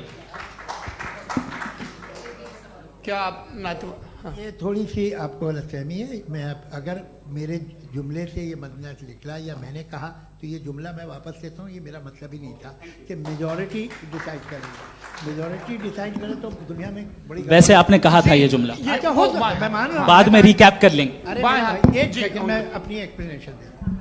मुनासिब बात यह है कि हम सब के सब दिल में जानते हैं कि क्या अच्छा है क्या बुरा है, हमें पता है अच्छी तरह से। जो लोग बुरे काम करते हैं उन्हें भी मालूम अच्छा क्या है। यही तो सवाल था हजरत कि फिर ये मोरालिटी आई कहाँ से? Cross examination. हाँ जी हाँ। मोरालिटी साथ रहने की डिजायर से आई, यानी साथ रहकर जो कुछ कह दे जो कुछ कर दे वो हो जाएगा। नहीं नहीं, तो आप कायदे से रह ही कर सकते हैं जब तक लोगों में मोरालिटी हो, वरना क्यास हो जाएगा। ये आपको कैसे पता? जी हमने देखा ना, जहाँ मोरालिटी का क्यास हो गया, हम देखते हैं। कहाँ पे देखते भाई? तो दुनिया में आप जो कह रहे हैं, आप कहीं पे अगर गलत हो रहा है तो उसको आप गलत देखिए। आप एपिस्टेमोलॉजी की बात कर रहे हैं, मैं ऑन्टोलॉजी की बात कर रहा हूं। मैं इस बहस फाउंडेशन आप दोनों लोगों को चाय पे होस्ट करूंगा, वहां पे क्रॉस एग्जामिनेशन कर लीजिएगा। अभी ऑडियंस का हक मार रहे हैं आप लोग भाई, सर जस्ट लोग हैं आप लोग। और ये भाई ये हाँ उधर आएंगे जी सर आएंगे। अच्छा सर मेरा नाम लईकुर रहमान है और मैं अलीगढ़ मुस्लिम यूनिवर्सिटी का स्टूडेंट हूँ। और जहाँ तक मुझे पता है कि sir you are also product of Aligarh Muslim University. मैं भी उसी चमन का बुलबुल। हाँ सर, तो बहुत खुशी हुई मुझे जान करके कि मैं आपसे मिलूंगा। सवाल सर, मेरा सवाल यह है, सर सैयद अलैहि रहमा का नज़रिया ये था कि खुदा के वजूद को अक़ल के दायरे में रह कर के तलाश करना, न कि पूरी तौर से उसका इनकार कर देना। Sir how will you define it? नहीं तो ये तो आप इन्हें बताइए। ये सवाल आपसे खुदा का वजूद साबित कर रहे हैं तो सर आपने इनकार कर रखा है, इस वजह से मेरा क्वेश्चन उन्होंने यही सर एक सेकंड सर सैयद ने यही कहा ना कि अक्ल से आप खुदा के वजूद को साबित नहीं कर सकते, यही कहा ना भाई। वो उन्होंने कहा कर सकते हैं और वो कर दिया गया आज। वो फोन तलाश करना या साबित करना अक्ल से नहीं हो सकता। अरे सवाल तो सुन लीजिए जी। अक्ल से नहीं हो सकता है, यही कहा ना आपने। अक्ल से हो सकता है, अरे वो यही कह रहे हैं भाई, आप बता रहे हो सकता है, वो तो कुछ और। आप अगर सर देखो नौजवान फोन ले लो, वो इतनी कमाल की यूनिवर्सिटी है। अरे भाई दे दो जरा, एक मिनट दे दो भाई, मेरी बात सुनो, माइक पे बोलो ताकि जो लाखों लोग देख रहे हैं। माइक दे दो ना। अरे देंगे ना माइक, तुम ठहरो तो। हाँ सर, मेरा सवाल ये था कि सर सैयद अलैहि रहमा का एक नज़रिया था अपना कि खुदा का जो वजूद है उसको अक़ल के दायरे में रह करके तलाश करना है, न कि पूरे तौर से इनकार कर देना है। ये उनका कॉन्सेप्ट था। लेकिन मेरा सवाल ये है कि आप इसको कैसे डिफाइन करते हैं, एक्सप्लेन कैसे करेंगे, मैं आपसे जानना चाहता हूँ, क्योंकि you are the product of Aligarh Muslim University. मुझे अक़ल के दायरे में रख के मैंने बहुत तलाश की, मुझे मिला नहीं। हाँ ये इधर उधर वो चश्मा लगाए जो, हाँ उनको दे दीजिए। जी जी फटाफट पूछिए, बस 5 मिनट है, 5 मिनट में खत्म हो रहा है। हाँ अस्सलाम वालेकुम मुफ्ती साहब। एंड मेरा सवाल जावेद अख्तर साहब से। क्या नाम है आपका? अरे भैया सब मुझे पूछ रहे हो। फैज पूछिए फैज साहब। तो मेरा सवाल ये है कि अभी जो एथियस्ट है वो problem of evil argument use कर रहे हैं अगेंस्ट मुस्लिम्स, राइट? कि इस दुनिया में इतना सारा इविल है और अगेंस्ट मुस्लिम तो यहाँ अगेंस्ट थियस्ट। हाँ थोड़ा सा करेक्ट कर लीजिए भाई, पूरी मशक्कत ही इसी बात की थी कि किसी एक मजहब पे बात न टिके। जी, तो बेसिकली ये आर्ग्यूमेंट ऐसा है कि इस दुनिया में इतना ज़्यादा ईवल एग्जिस्ट करता है और अगर एक ऑल गुड गॉड है तो वो रोकता क्यों नहीं है? लेकिन इस सवाल में एक हिडन अजम्पशन ये है कि इस दुनिया में ईवल एग्जिस्ट करता है। अब एथियस्ट ये कैसे ऑन्टोलॉजिकली प्रूव कर सकते हैं कि इस दुनिया में ईवल एग्जिस्ट करता है? मैं आपको बताता हूँ, थोड़ा सा समझा। नहीं सर, हम लोग इनको सुनिए। नहीं please don't do that. I want to explain ontologically. नहीं हम समझ गए सर, इनको अब जवाब देने दीजिए। अच्छा सवाल पूछ लो। मैं अभी तक क्या था वो मैं थोड़ा सा ऐड ऑन कर लेता हूँ। तुम गुरु, तो हम जब इसका राउंड 13 करेंगे ना तब तुमको स्टेज पे बिठाएंगे। जी तो हाँ जल्दी से। तो देखिए एथियज्म के हिसाब से सब कुछ रैंडमली बन गया है, सब कुछ एटम्स और मॉलिक्यूल्स है। एक पत्थर में और मुझ में सिर्फ इतना फर्क है कि हम लोग एटम्स और मॉलिक्यूल्स का अलग अलग रीअरेंजमेंट है। अब एक पत्थर को कोई इंसान तलवार से 2 टुकड़ों में काट दे या मुझे, according to atheism it is same. There is no evil and good according to atheism. जी अच्छा, फैज साहब का सवाल ये है कि हाँ कोशिश भी करते तो इससे गलत सवाल नहीं कर पाते। एक लाइफ फॉर्म है और लाइफ फॉर्म में फीलिंग्स हैं, मतलब लाइफ फॉर्म सुनता है, देखता है, टेस्ट कर सकता है, फील कर सकता है। तो उसकी ये जो क्वालिटी इस बबल में आ गई हैं वो जानवर में भी है, इंसान में भी है। तो जाहिर है कि उसे कोई तकलीफ पहुंचेगी, तो चूंकि उसके पास वो सेंसिटिविटी है तो मैं करेगा। पत्थर में वो सेंसिटिविटी नहीं है। तो ये क्या सवाल हुआ कि अगर पत्थर को काटा तो पत्थर को तकलीफ नहीं होती, तो आपको काटे तो आपको क्यों तकलीफ हो? बैठ जाइए। जी हाँ अगला सवाल। हाँ पूछिए। जी जावेद अख्तर साहब। अरे भैया सब आप लोग मुफ्ती साहब को छोड़ रहे हैं, मेरे ही पीछे पड़े हैं क्या? फिर चलो बोलो भाई। You asked how God can exist when children die in Gaza. Huh? You asked how God can exist when children die in Gaza, and you also mentioned the rise of atheism in Europe. But the same events also are leading many atheists and non-believers to turn towards faith.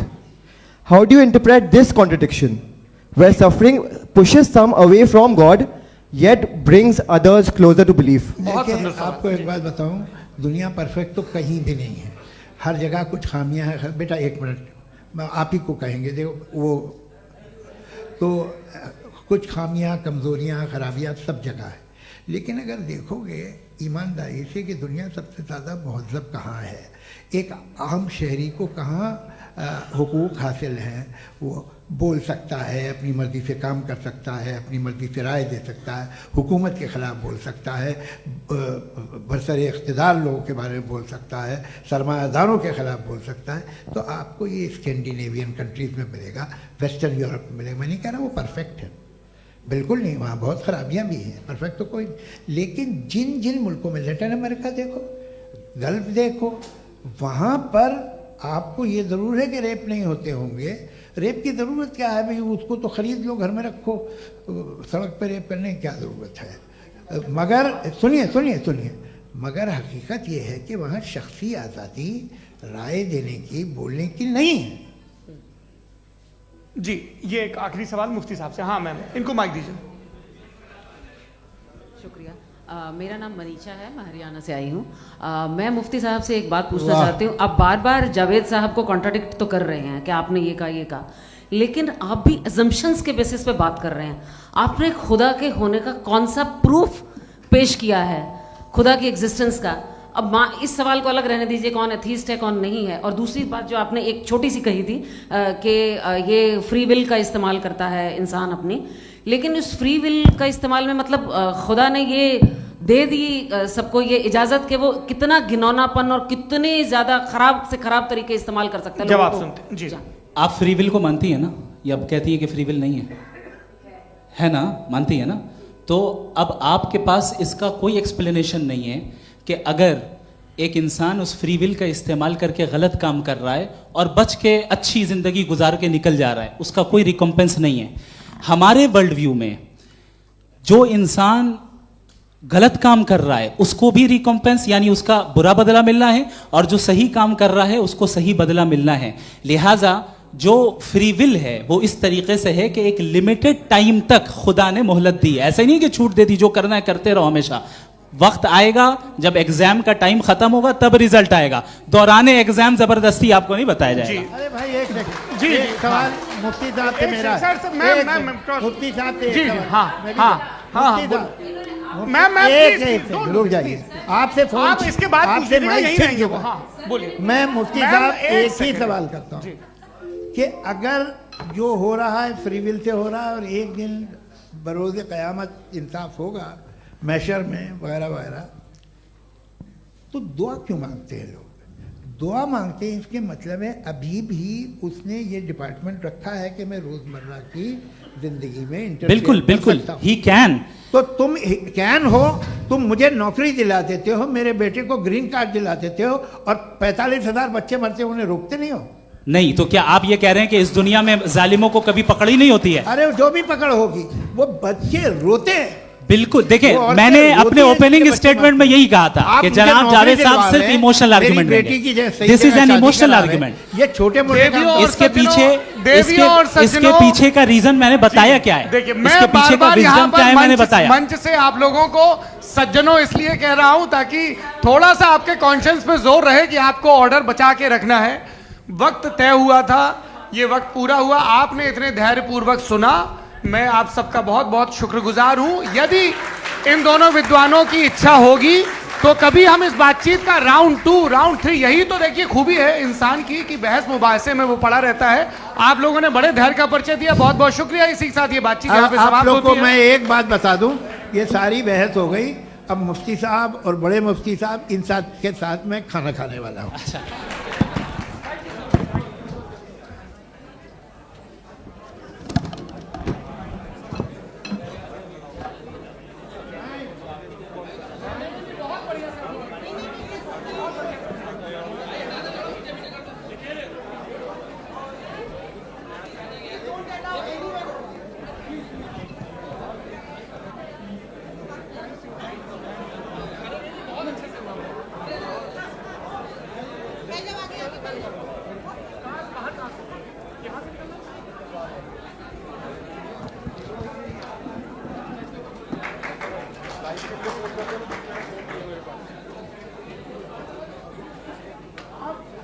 Thank you.